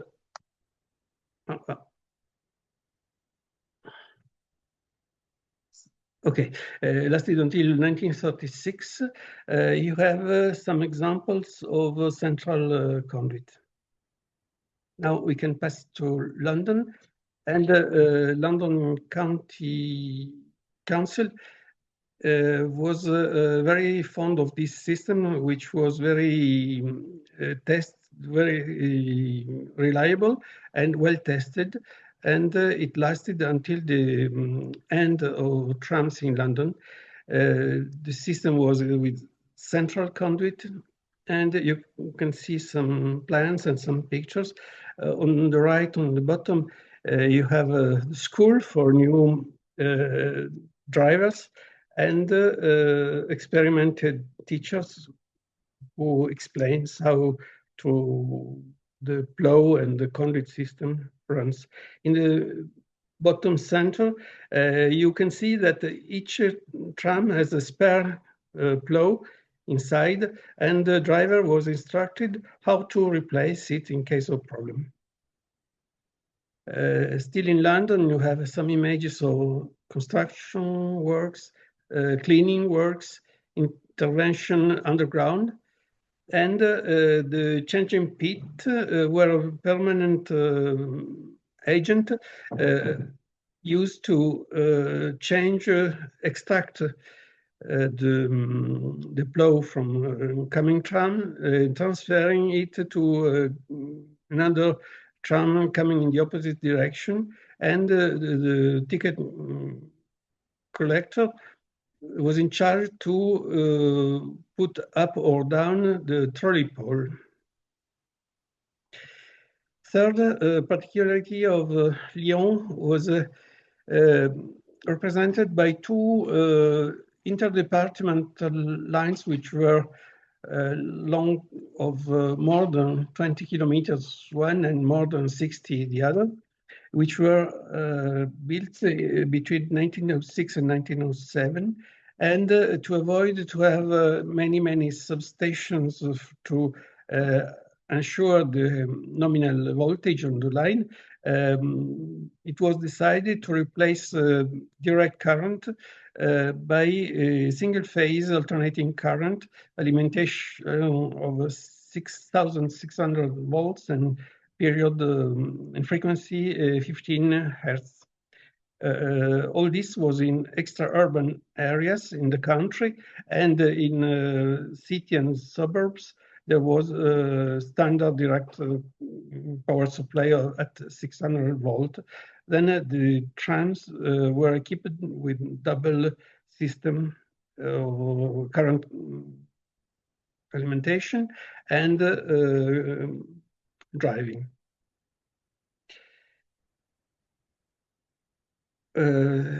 Specific rolling stock was bought by OTL in Paris region from 3 different companies which were selling their own material rolling stock at the period. First came 8 trailers which were transformed in engine trams, and after 2 series of motorized trams, and they were used specifically on these 2 lines and only on these 2. Lines were numbered 16 and 17, and they attained the neighboring department. 17 on the Ain, it was the shorter one, and 16 went up to 60 kilometers in Isère department with a branch. But the system was not a success because, especially for line 16, the public was very poor. There were little affluence of passengers, and freight was the only reason to keep these lines. And on the contrary, on line 17, there was a great frequentation because of the residence of people in the neighboring country towns near Lyon. But both the lines were not a success in technical terms, and very soon OTL decided to come back to direct current alimentation, which was applied on the whole line 17 and extended on line 16. These lines were closed 16 in 1937, temporary, and it reopened during the war. until 1952. On the contrary, line 17 was definitely closed in 1938. Here you have some pictures of the Parisian trams, which were bought by OTL to be used in Lyon, which is typical of by current trams, was the presence of a pantograph in the middle and two trolley poles on each side. The trolley poles were used in urban sections, and the pantograph was used under the catenary outside central regions. Here you have an image of a maximum traction bogie, which was used by all the three types of trams. And I have to add that new trams only used with direct current than in first closest part with respect to Lyon, were bought just before the First World War in Belgium. They was called Manage, and they offered a very large capacity for passenger traffic.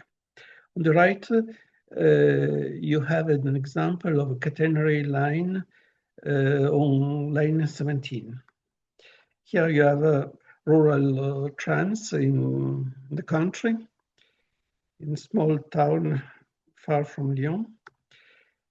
Here you have two examples of Manage trams under direct current alimentation. And finally, urban trams, here the typical Bouillon or Lyon tramway, were used, especially at the end of the year 1930s. And the rolling stocks became totally urban.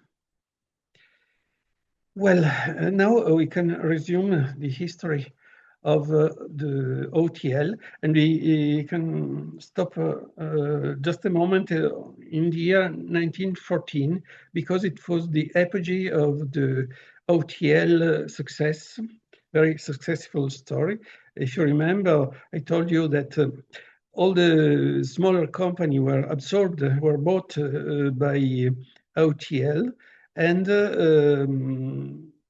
in 1931, the process was completed with the except of the line old-fashioned steam tram to Neuville-sur-Saône, but all other lines and companies were included in the OTL empire.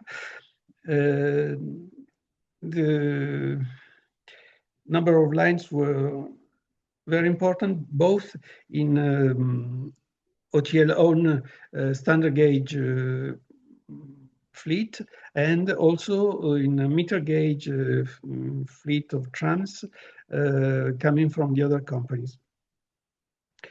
In this balance, we have also included 5 hilly inclined planes, 4 funiculars, and 1 rack railway. And this year, there was it was programmed in Lyon an international exhibition, and it was the last one in the 20th century, because the war changed everything, and what the French people called the Belle Époque was over. And at the moment, nobody knew, but it was terrible in terms of consequences on transport. As an example, here in the picture, you have a postcard showing a temporary terminal station for 4 lines of urban trams, which was in correspondence with the entrance of the exhibition. And if you remember, last week I spoke to you about strange exotic applications in the term of transport. And here you have the very last example after it was over also this experimentation. You have a Decoville very narrow gauge, 600 millimeters, powered by accumulators, which assured shuttle service inside of the exhibition fair. As you can see, the motor cars can tow one or two trailers of the type tow track entirely opened, and it showed an internal service in the exhibition area. You have the map of transport. In red, in orange, you have standard gauge lines, and blue metric gauge. As you can see, the network was very well deserved in all area. You have to consider there are two main hills in Lyon, and the road were often not in plain, but with the slopes quite considerable. Well, if we consider now the years from 1914 to 1920, everything changes due to the outbreak of the First World War. Most of the agents of OTL are called up to the army, 1,200 men, which is considerable, and 237 were killed on the battlefields. In the city, soldiers are replaced by retired tram workers, and partly by female personnel, which is considerable. It is that women are mainly wives of mobilized tram drivers. During the war, there was an intense freight traffic to transport ammunition, which were produced in Lyon workshops, temporary workshops. And in addition, transport of workers to these workshops, and also hospital trailers transporting wounded soldiers coming back from the front to the hospitals, the different hospitals in the city. Of course, during this period, no technical progress was possible for transport, and no new trams were constructed.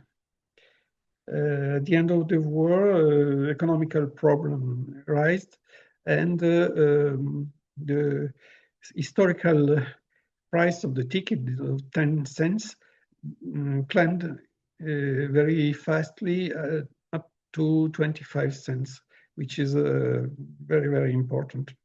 And for the first time, the balance sheets were negative for OTL, which is the first time, and a sad period has begun. During the war, there was not maintenance of the rolling stock, and there was an urgent problem of renewal or to restore in running possibility of tram cars. And starting from 1921, campaign of modernizing all trams was started by partly rebuilding or modernizing in any way. In Lyon, OTL decided to standardize all this process of this process in 3 different separate phases, which were quite time-spaced for each vehicle concerned. And first phase was the replacement of traction motor with more powerful ones allowed by the more modern techniques. Modernization or replacement of the body, wooden body, of course. And finally, the replacement of the tracks and controllers. This way, new trams, Renault trams constructed at the origin by the local company Buir were modified in 4 different variants. A problem to avoid taxation, which was apparently quite important at the period, was to avoid to create new numbers for trams, because any new trams, any new number was imposed by heavy taxes, and OTL decided to reuse the previous number, even for completely new trams.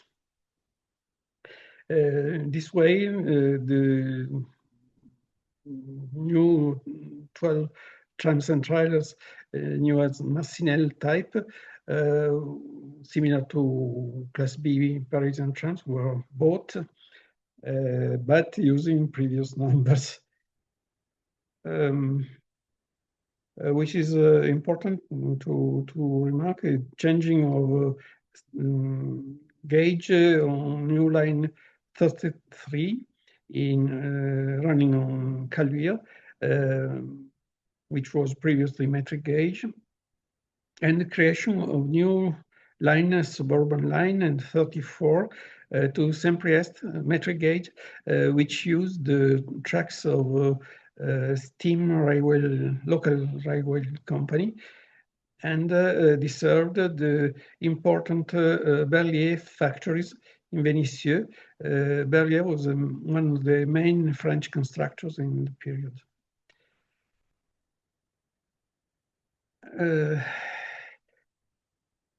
Okay, we can delay the question of statutory position of OTL with respect to public powers. Which is important is that in the same years, in between 1920 and 30, OTL purchases numerous motor buses to reinforce and not to replace for the moment main urban lines with quite a luxury service. And this is a way to restore first class, which had been suppressed on trams in 1920.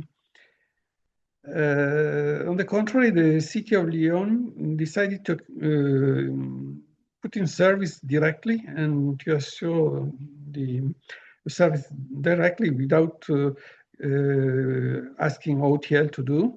3 line of battery electric buses in use in French as electrobus, in order to compete with OTL, because public powers were very dissatisfied with the quality of service offered by the company, and this is a way to put pressure on OTL, but it was a disastrous decision because everyone was losing money. OTL itself, because the trams were concurrent by Electrobus, and also by the municipality, because they had to finance the losses of the OTL. And it was not a very good idea.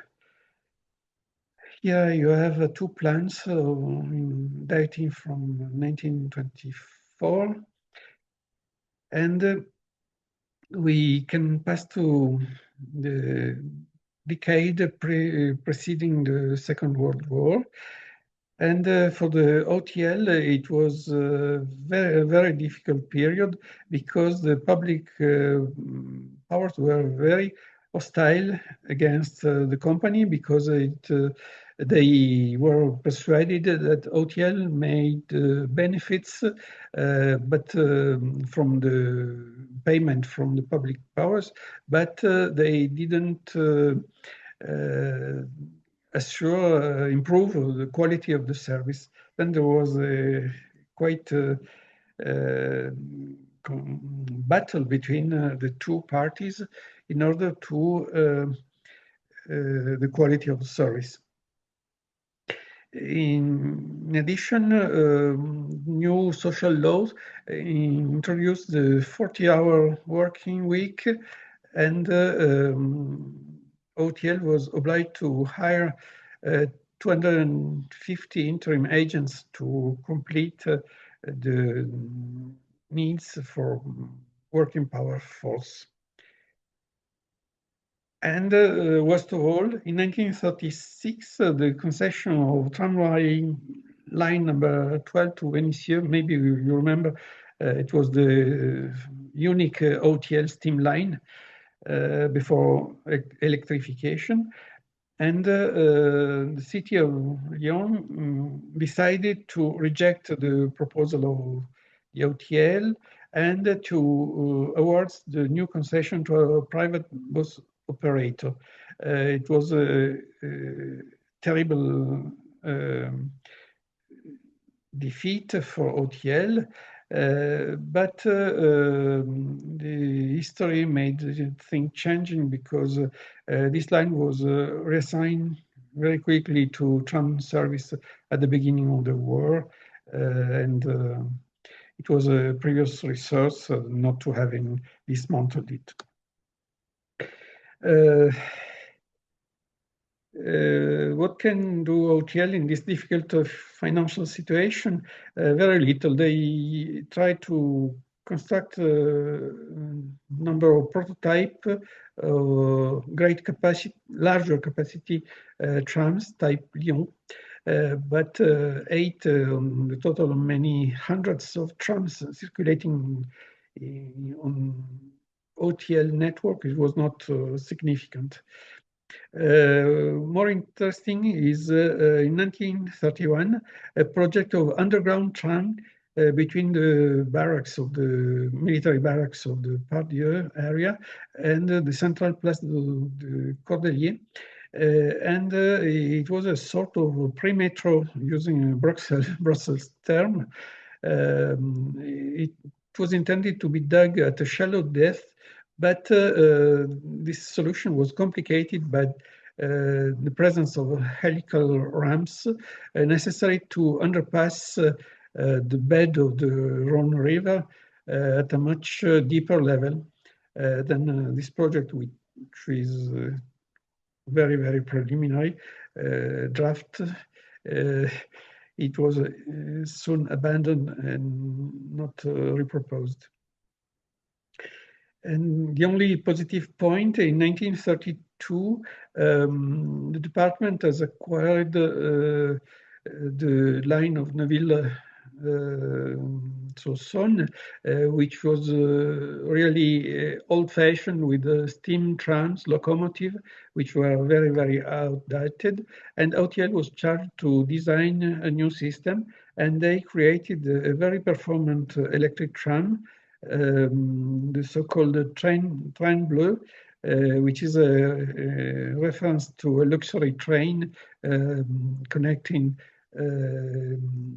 Paris to Nice, passing through Lyon. It was a veritable success, and people came back to the tramways, but the hostility against the tram system was lowered, but this appreciation were bound to be short-lived. As a consequence of the crisis, OTL begins to suppress the lines, starting with that those concerning the Great Banlieue, the line to Mornan, not Vaugnières, but the long line from Vaugnières to Mornan, and then the two suburban lines 16 and 17, which we have spoken just before. And after these three lines, all other suburban lines with small traffic were closed. Sometimes they were replaced by small buses or even closed at all. The only positive decision was to introduce the trolley buses in Lyon to the two-line former FOL connected Saint-Jean, central district of Lyon, to the peripheral municipality of Sainte-Foy-le-Lyon and Francheville. And the trolleybus were a great success.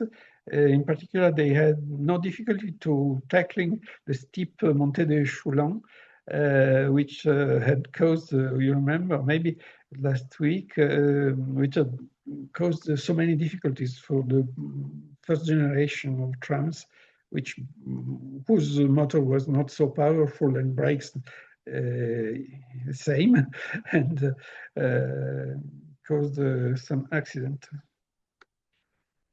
Wartime, Second World War. For Lyon, there were two periods, 1939 to 1933. It was the real war. German troops occupied Lyon, but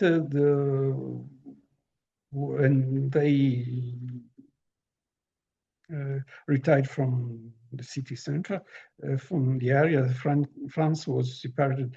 North part was directly administered by German power, and southern part was administered by government of Vichy, which was a collaboration government. German troops came back again to Lyon in November 1942, but there were no special problem at the beginning. But starting from July 1943 to the liberation of Lyon, September 3rd, 1944, it was a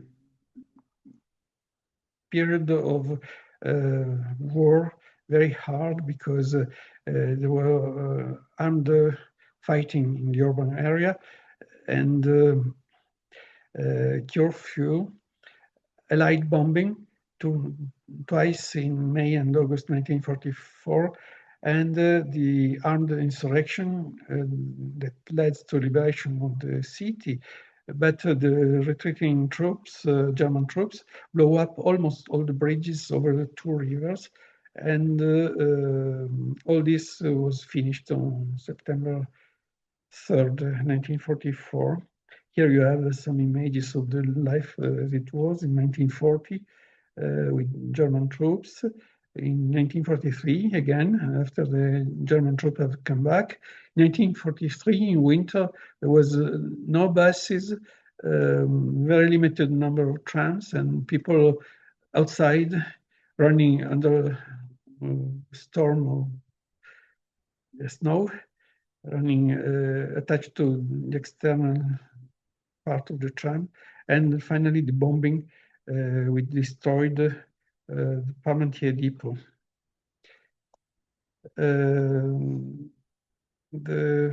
After the war, there was the effect were considered as the results of the damages on OTL network. And first of all, there was the disparation of the old buses because they were seized by all the armies which were in power in Lyon, but before the French army and after the German army. And staff was mobilized again. to try to assure an appearance of a normal life, OTL tried to reinstall trams on a certain number of lines which were abandoned, especially line number 12 to Vénissieux, which was still intact. But in some parts of the previous network, overhead line and tracks were not in good conditions, in good condition, and it was impossible to reinstate trams on them. During the war, the production of electricity was decreasing more and more, and spare parts were impossible to be found, and maintenance were absolutely neglected during this period. The only good news was 33 new trolleybuses which were delivered during the wartime, which is very incredible. I have in mind some pictures of trolleybuses in Turin in the same period, which was retired from service because tires in particular were not available and they were stocked inside the depots. Here in Lyon, we had an exceptional situation because they could travel on the new lines, replacing trams. And for the people at the time, I think it was very good news.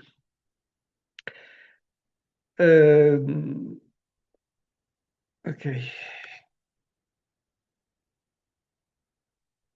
Reconstruction problem was very heavy after the end of the war because the bridge was bombed, was blown up by mining from German troops, and reconstruction was very, very difficult for many causes.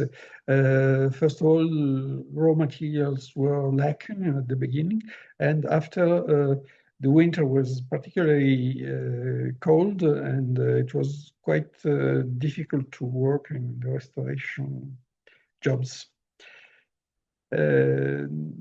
After the end of the war in Lyon in 1944, OTL tried to restore a little part of the network on the east side of the city up to the right bank of the Rhone River, creating temporary terminal loops because it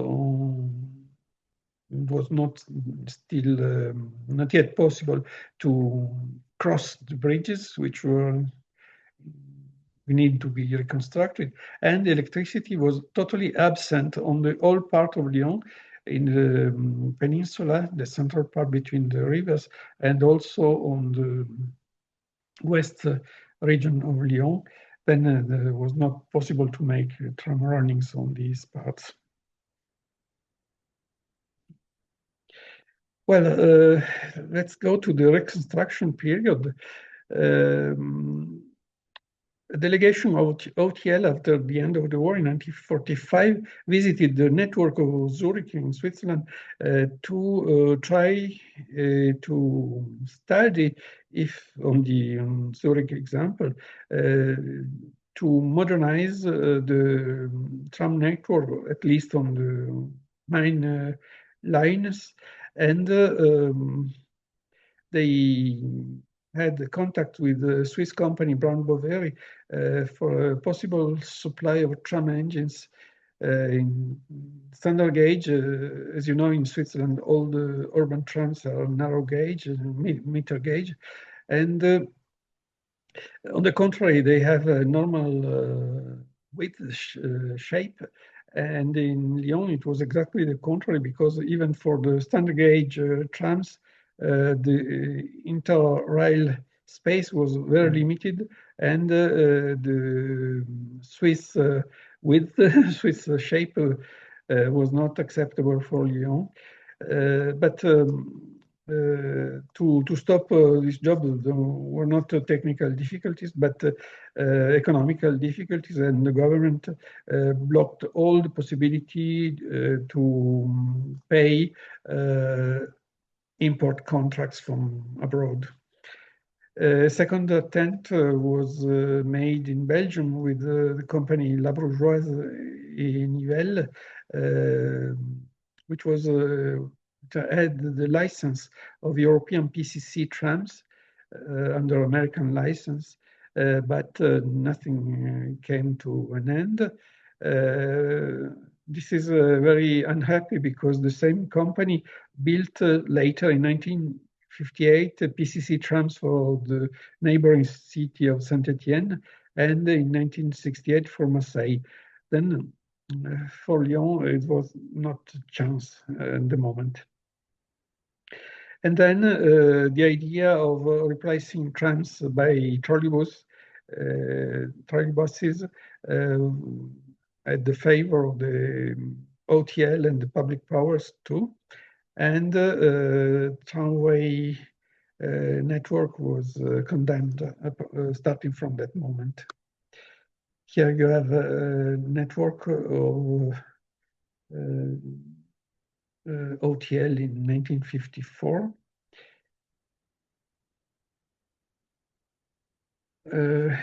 We arrive now at the end, 1954 to 58. This is the end of the history of trams for first network in Lyon. The last meter gauge line was abolished in 1952 already. And in 1954, it was decided to close the 4 remaining urban line and the 2 interurban service to Vaugneray, formerly FOL, and Ville-sur-Saône, the Train Bleu, which was very recent, 1932. But in 2 years, everything was closed. But it was not the end of history for the moment, because the management of the Foire de Lyon, the Lyon Fair, asked the OTL to keep ensuring the service inside the area of the fair.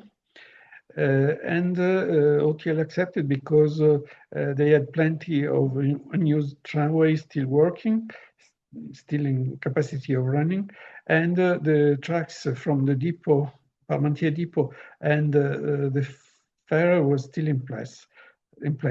Then in 1956, 6 Lyon type trams were used. In 1957 and 58, 8 Massinel trams, and that was the end, because in 1958 OTL decided not to renew this agreement, and no trams circulated anymore in Lyon until 2000, where test run began for the new network. And as I wrote, this is another story. Well, we can examine very quickly the characteristic of the park, the trams, the fleet of OTL. Let's start by standard gauge trams.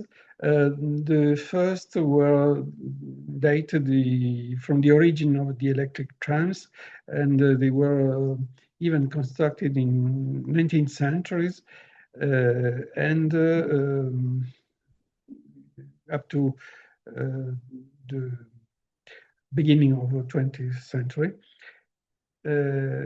After we have intermediate generation,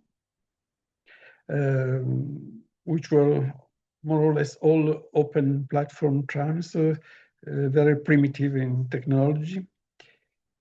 Here you have example of different types. I passed through to not to waste too much time for details. We have types called Bonnefond, Dile-Bacalin, tram lengthened for service use, and very rare type of tram on the bottom left was unusual tram. There were only two specimens, and they have a lot of windows, twice or three times more than standard tram of the period. And after you have even the trams constructed by most famous constructor in Lyon, Weir, were also open platform for the moment. And here you have the former trailers called mothers-in-law because of the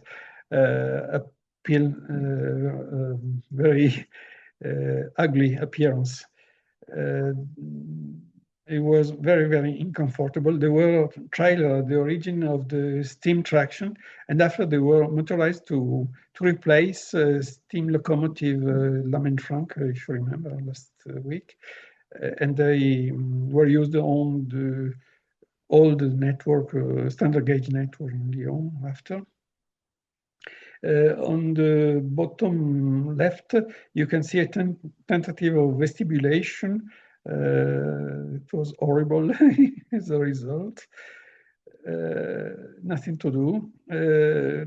These trams were ugly from any point of view.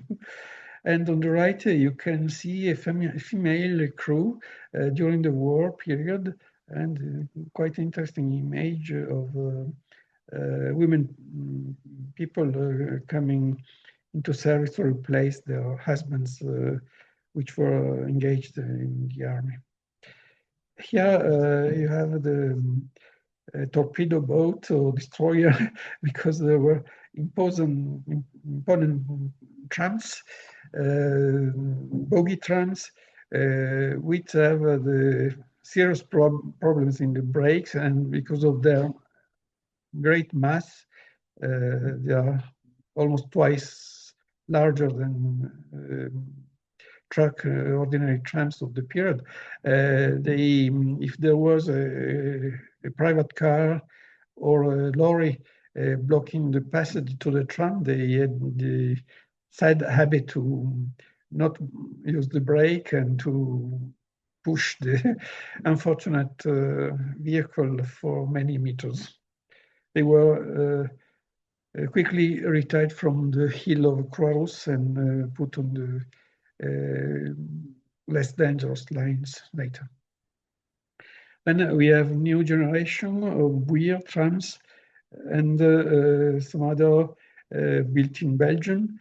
We have in the golden period before the First World War, the end of the Belle Époque, and you can see the image. Weir Nouvelle, to distinguish from the Weir Ancienne, the old trams built by the same workshop. They can trial tower trailer, and they were used up to the end of the tram service, more or less. This is the Belgian Baume and Marpont. And you have the managed trams, which were used, as you remember, on line extra-urban line 16 and 17, just on direct current alimentation. But when these two lines closed, they were used for freight service, in particular to transport coal to be used in the largest hospital in Lyon, Grange Blanche, which was the coal was taken by train to Lyon, and Pardieu station, freight station, and the period, there was an interchange station between train and trams, and this managed trams train once or twice a day. 3 or 4 wagons are called to the hospital. One special tram was a presidential tram, as in the United States. Legend says that this tram was a gift from the constructor to the OTL, and it was used by the authority during ceremony, especially on the fair of Lyon. After we have a new weir constructed, as you can see, they are all vestibulated. Time are different, and they were more modern, at least in looking, in appearance. As you can see by color in the pictures, they lasted to the end of the trams in Lyon, up to the 1950 years. And as you can say, they were able to tow more than one trailer, up to 2, even 3 in some cases. And we have a period of reconstruction. Well, all the older tramways were reconstructed. If you remember, I spoke of the 3 phases before the motors, after the body, and finally tracks and controllers. You have a different type of, all these trams, they were not numerous, but they were called Weir standard, and were 3 types. A type, the first, we have already spoken about. After B, distinguished in B, BW, and B2. B are simply reconstructed trams. BW used air brakes from design from Westinghouse. W stands for Westinghouse, and they have a circuit of compressed air to activate the brakes, and they are recognizable from the air pipes and small reservoir vessels on the roof. And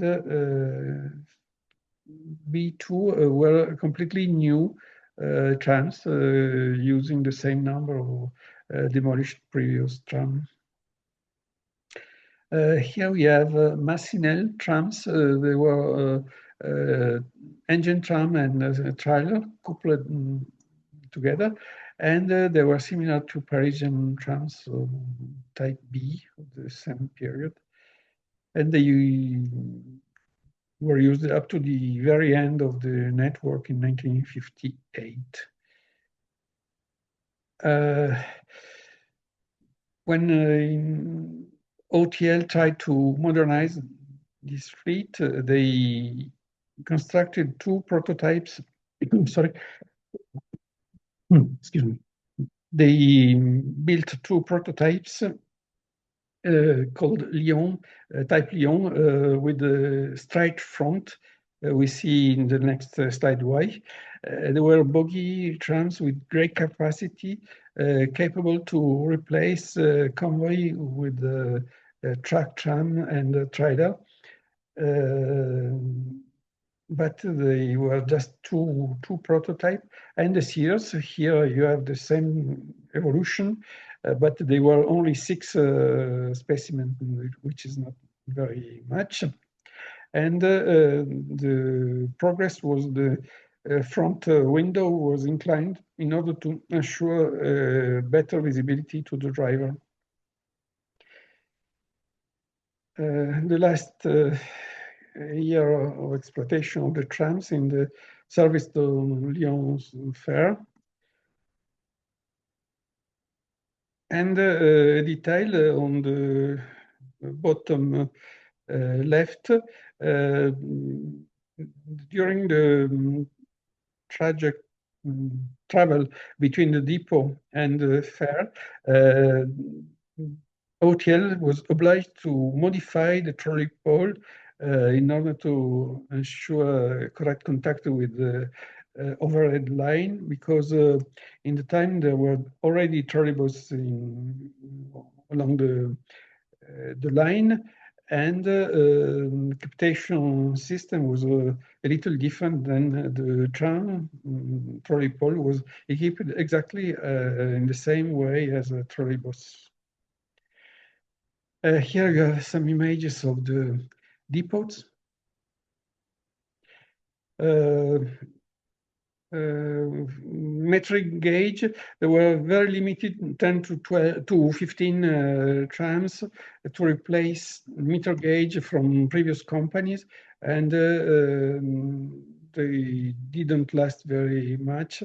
The only interesting picture is on the bottom right, a prototype built inside the workshop of OTR itself in 1934, I think. I'm sorry, I don't remember exactly. And it was a tentative to modernize tram with greater capacity, even also on the metric gauge lines, but just this prototype was built and there was no shoot. Here you have some examples of trailers in different periods, of course. Same. And one was preserved for the museum. Here you have work service trams, different track department, rail grinding of rails, works car, water sprinkling, snow plow, and different freight trains, locomotives, and tram. Again,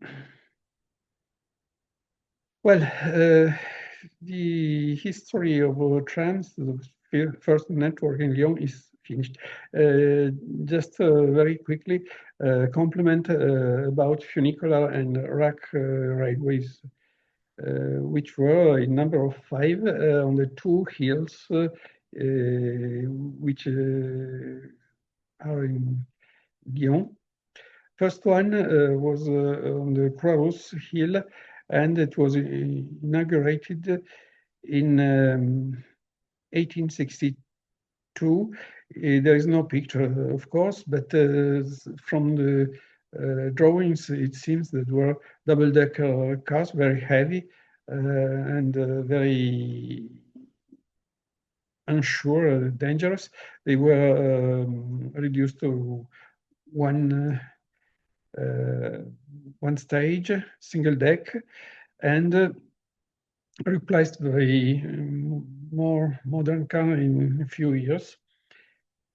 This funicular was standard gauge, and there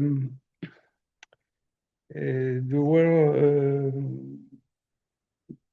anytime block convoys with one passenger carriage and plan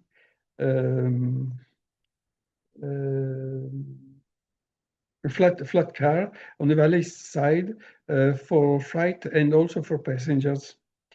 In 1935-38, these cabins were rebuilt with more modern, and the funicular was closed in 1967, and today there is a street, very steep street, one-way street, which allows automobiles to get the top of Corrado Hill very quickly instead of following the contour. Here you have some images of a lower station, upper station on top, a lower station in different periods on the bottom. You can see the mixed carriage during different period. And in the last years, passenger replaced freight.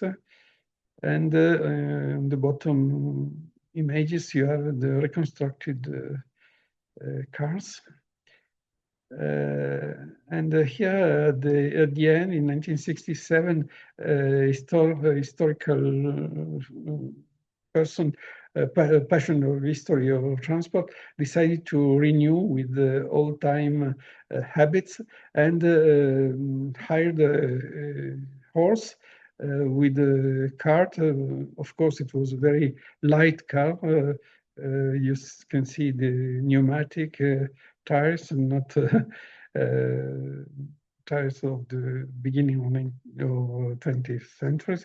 And special travel was organized right to commemorate this funicular, which was definitely closed, which was being definitely closed. The second funicular is funicular between this time on the hill of Fourvière, between Saint-Jean and Saint-Just. And this the first of the name because the history of this incline is very complicated because there were funicular, rack railway, and now, still nowadays, a second funicular.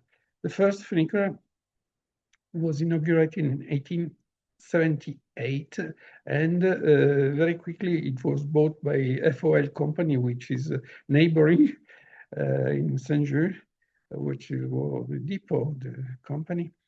This line was standard gauge, and the slope was very complicated with 8 sections with different gradient. The characteristic of this line is the presence of intermediate station called Les Minimes, which still exists today.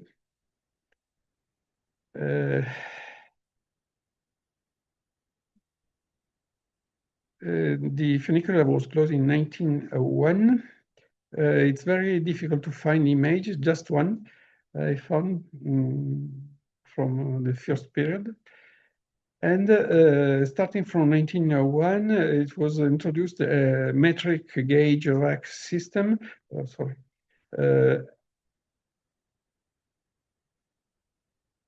With apt two-blade apt system of rack.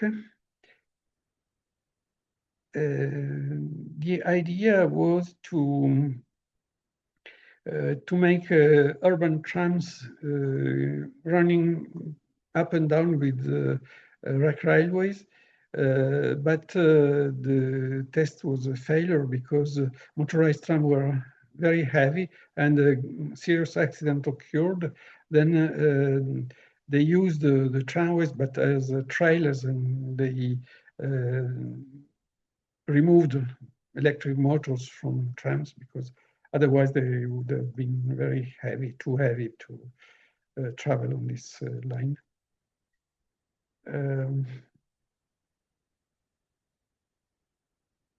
A part of material was damaged, or not destroyed, but just damaged in the fire of Saint-Just depot in 1912 when OTL bought the properties of FOL, and they were reconstructed. And in 1928, there was a supplementary platform and new trailers by reconstruction of the body.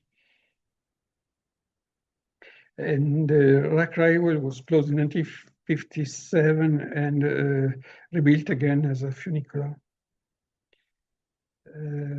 All material you can see does not exist today, and it was demolished with the creation of the new second funicular. You can see in some images the shape of apt rack.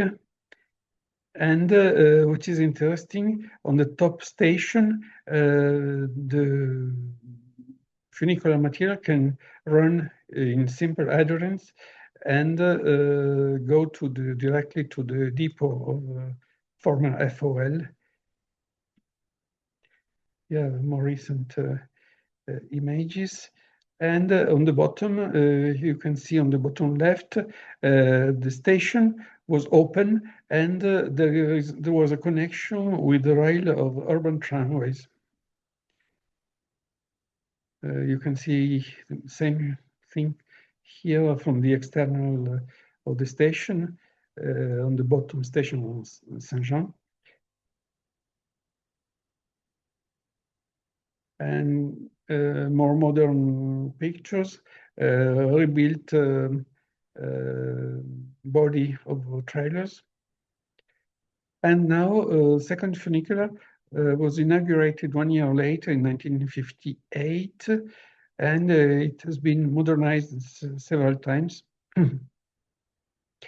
The vehicles were supplied by Schlieren and von Roll Swiss companies, and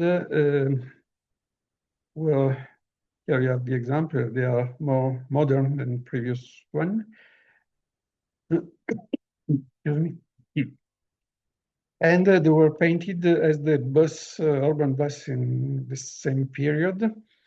And on the bottom, black and white picture shows the last generation of funicular who replaced the first generation, if you want, of the second funicular.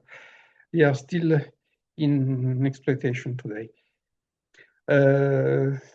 We continue. Another funicular was on the Cross Hill again, and it was on the eastern side, and competed with the previous funicular road term funicular, but with a less favorable position in the city. They were connected to the Calvier tram, and in 1914, there were the last properties acquired by OTL if you accept Neuville Soissons steam tramway.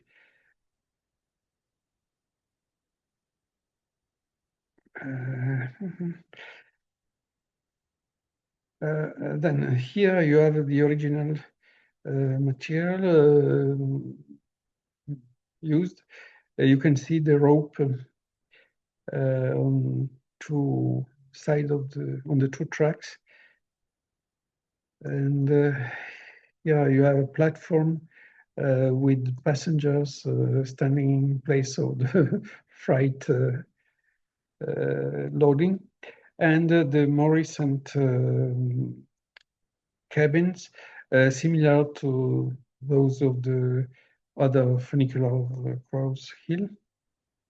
And in the color photo on the top, you can see on the right, almost hidden, the original cars which were used by OTL as a school for ticket collectors.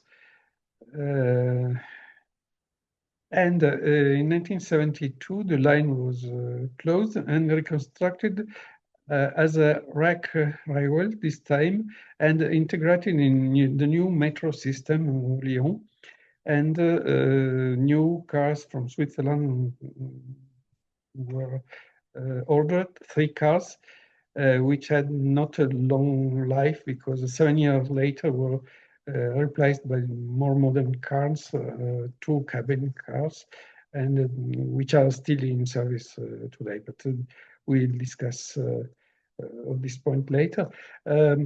Fourth incline was the funicular Saint-Jean-Fourvière, which is neighboring to the Saint-Jean-Saint-Just rack railway, and after funicular also. Still property of FOL. It was constructed in 1900, and it connects the lower center of the city, Saint-Jean district, to the Fourvière Hill, where there is a basilica inaugurated in 1884, which is used by pilgrims to go to the basilics still today. At the origin, the funicular was metric gauge, as all the lines of the FOL company. And there was a single track with a central passing loop, which still exists today, but in different condition. And there were two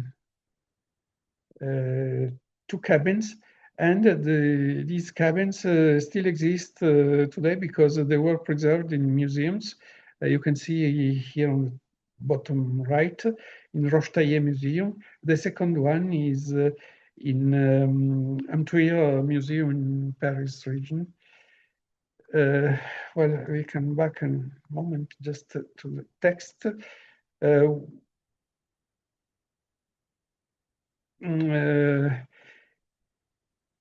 1970-71, the funicular was rebuilt, and the new plant was built with an unusual gauge of 1.33 meters. And two cabins were built by Gangloff and von Roll from Switzerland. And this material is still in service today, but it was modernized many times, but the historical cabins were preserved. And if you come to Lyon, you can see them today also while working. The last one was the unfortunate funicular of Loyasse. You remember maybe the story of coffins transported from Saint Paul district up to the hill Fourvière, and then they were translated to a hearse towed by a tram, which took them to the cemetery of Loyasse. I also mentioned last week the unfortunate lack of passengers for this funicular, which was closed very early by OTL because there was no sufficient attendance.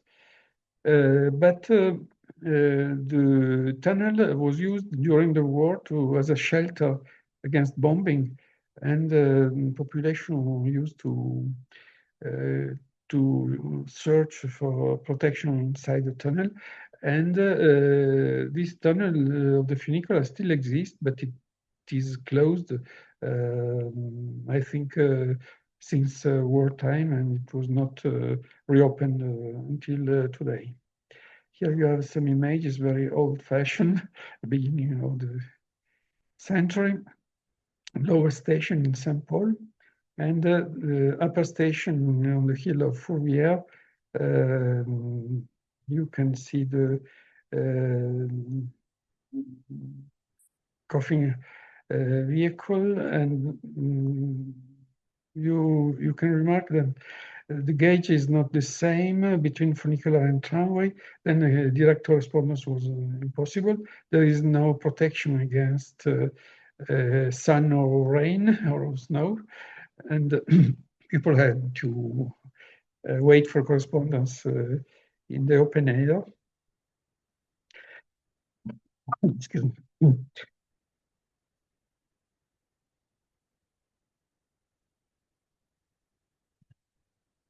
Well, very quick run about trolley buses. Very, very quick. You can see just images, no description, written description. There was a suburban precursor in 1901, up to 1906, Electrobus Nitard, connected Charbonnières to Tassin. But it was not a success. There were two cars, and there was no shoot immediately. Later on, I told about municipality of Lyon acquired numerous electrobus. They are similar to trolley buses, but without trolley poles. They were driven by accumulators. And the idea was to concurrence OTL, where it was not so performant as the administrator of the city wanted to. And here we have the first true trolleybus in 1935 to replace the tram lines 29 and 30 to Francheville. I don't remember the second, sorry. Sainte-Foy-le-Lyon, 29, and Francheville, 30. Here you can see the very elegant seats inside, leather seats. You have color pictures. During the war, I told you it was a miracle. 33 new trolleybuses were ordered and got by OTL during the war. Just after the war, you have different series of trolleybuses with ads to replace previous tram lines in all the cases. Here you have very short pitch trolleybuses for line 6 to climb on the Croix Hill, which was quite engaging as a line. Same period, you have Vetra B47, near construction, 2-axle trolleybuses in number of 50. Second command, 30 vehicles in 1948, similar.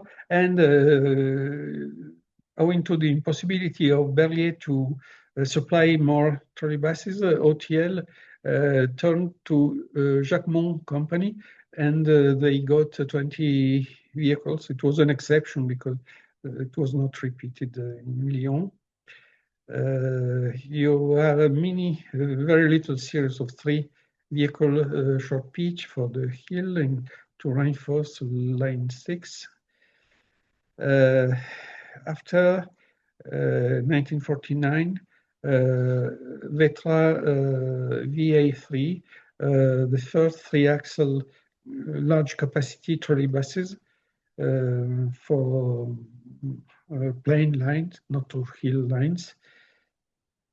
And starting from 1953, you have more modern trolleybuses, a very true revolution in the conception. They were much modern than the previous ones.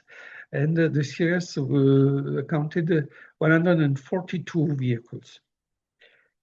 They were used on most of the trunk line in replacement of trams.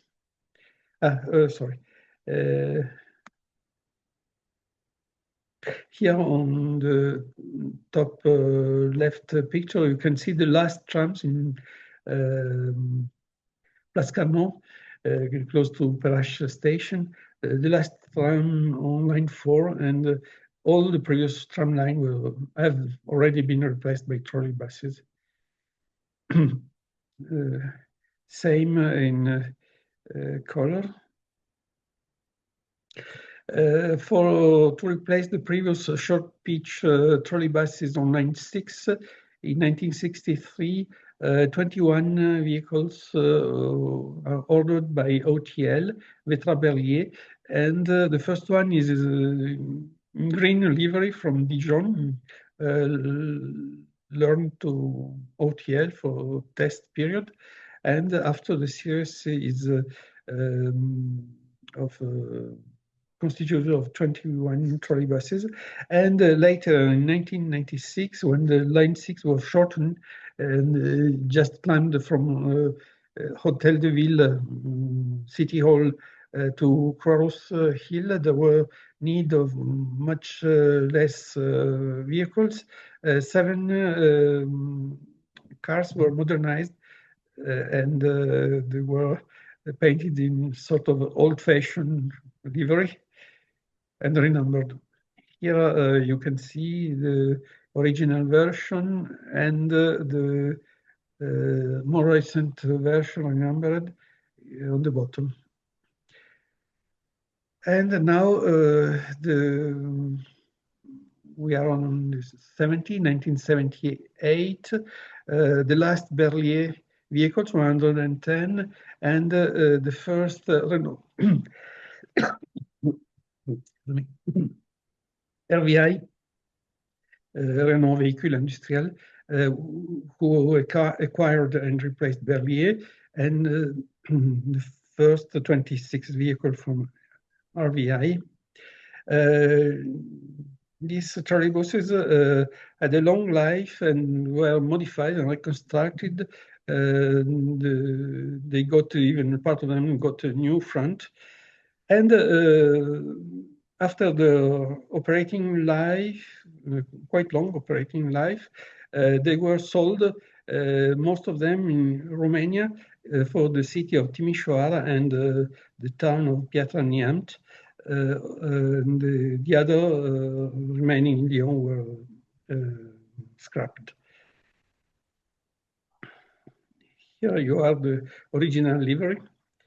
And when they were reconstructed, they were a combination of colors. And from line 1, they had the number of the line picture, permanently picture on the body, on the front of the car. On the right, you can see the two pictures with the modified face. The part of the buses were reconstructed like this. And now to finish with trolley buses, we have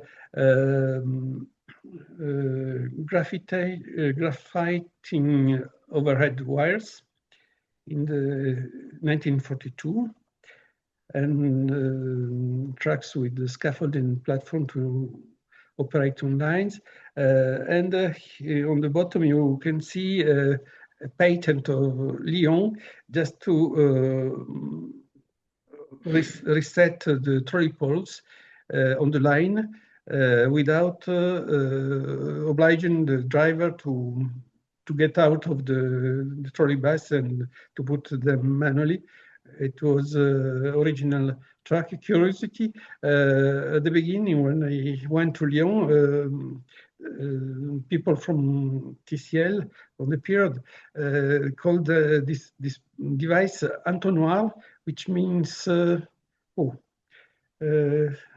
I don't remember, sorry, in English. But today they changed the name, and when I mentioned the previous one, nobody knew, and they regard me as I was somebody coming from another world when I mentioned entonnoir as the original name. A little curiosity.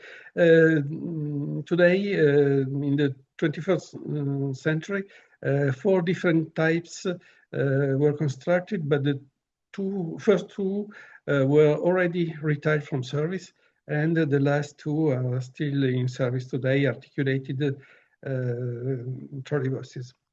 Okay, today, OTL name has disappeared in 1967, and today the brand is TCL, which does not correspond to the operator, but just to identify the network of Lyon.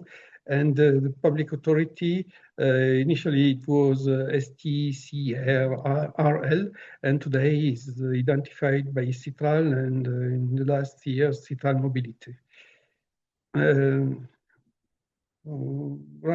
Quickly on the subway, there were studies dating from the end of 1960s years, which were conducted, and they resulted in large width, 2.90 meters, very large. Vehicles mounted on tires, both driving and load-bearing tires, and a third rail power supply, electrical power supply, manned with a driver, and they circulate on the left side because the period they thought it was possible to interconnect with the national railway network, like for air RER in Paris, but it was never built. It was useless to use the left side direction, but it's still in place today. At the beginning, the project included two lines: A line, a trunk line, which replaced the former tram and trolleybus line number 7, and B line was a short shuttle which go from Charpennes in Villeurbanne to the railway station of the Brotteaux and the new commercial center of Pardieu, where there is today the main railway station, which replaced the Brotteaux station. Here you have some images of excavations. The first vehicles. Each train is constituted by 3 elements, with the 2 extreme have a driving cabin. Line C was the previous funicular Kropatkion in Crows Hill, which was transformed in rack railway and prolonged downhill to interconnect with the line A of metro at Hôtel de Ville, and furtherly prolonged uphill up to the Croix and still lengthened to Queer. Of course, these elements run on metal rail, not on tires, due to the presence of the rack. At the beginning, there were three Swiss cabins, which lasted just 7 years, and they were replaced by 2 vehicle, little more modern trains, which are still operating today. A 4th line was added, which was intended to be a completely automatic line. And it was the 2nd automatic metro in France after VAL of Lille. But as the VAL is narrow width, line D in Lyon was wide width, and they used the same width of 2.90 meters as for A and B lines. It was very difficult to realize this line for 2 problems. Construction itself, because they had to create 4 tunnels, double tunnels, tubes, to underpass the 2 rivers in both directions. And automatic driving was failed at the beginning, and it took 7 years to start the commercial service, but there was a driver on board, and it took 1 more year to test and securize automatic driving. Here you have the train. There are two car trains on line D, completely automatic. There is no driver.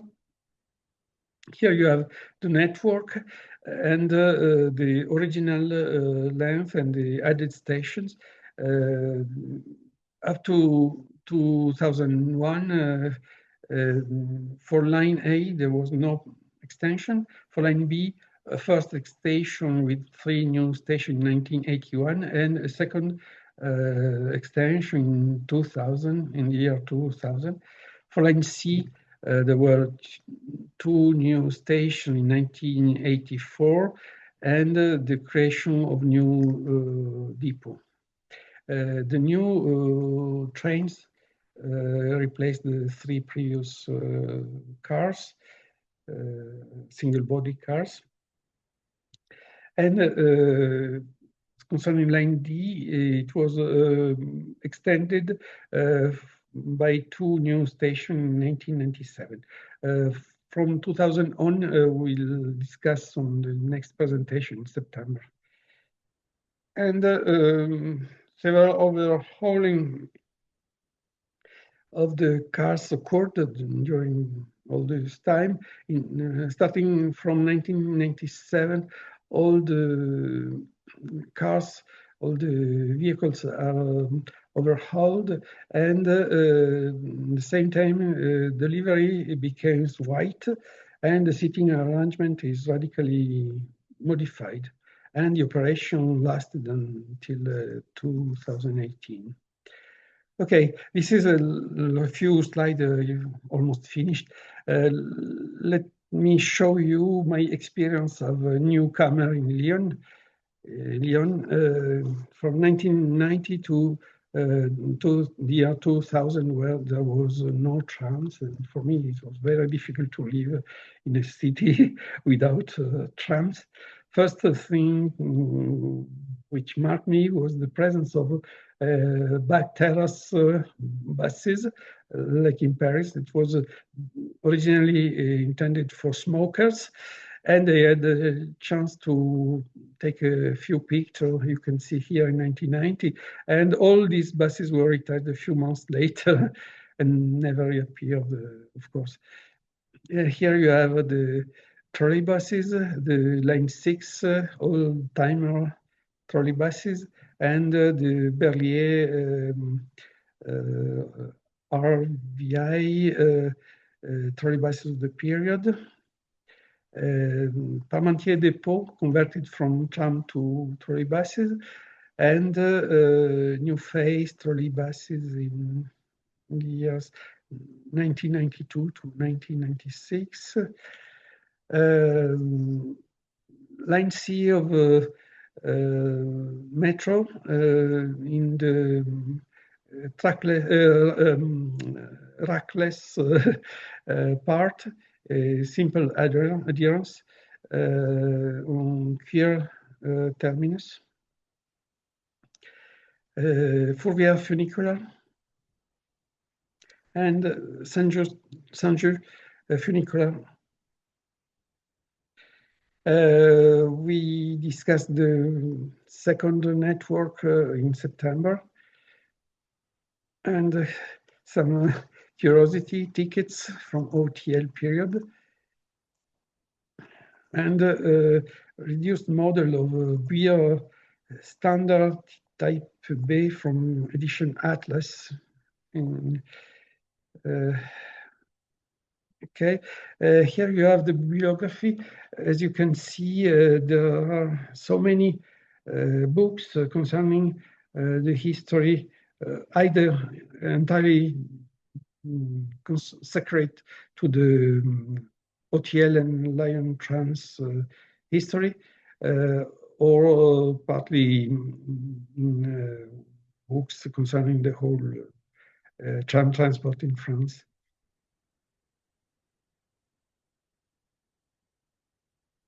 Okay, you have a lot of titles, and there are also 2 DVD. Unfortunately, I had no time to show you some images. It was very interesting. They both DVD, I think, are available to les éditions du Cabri in France. Maybe if somebody is interested, you can pass an order to this editor. You have a lot of sites also dealing with the history of transport in Lyon, and it's finished this time. It's really finished. Thank you very much to courageous people who dare to come for the second time and listen this very, very long and complicated history. Thank you very much to everybody. Grazie infinite a tutti quanti.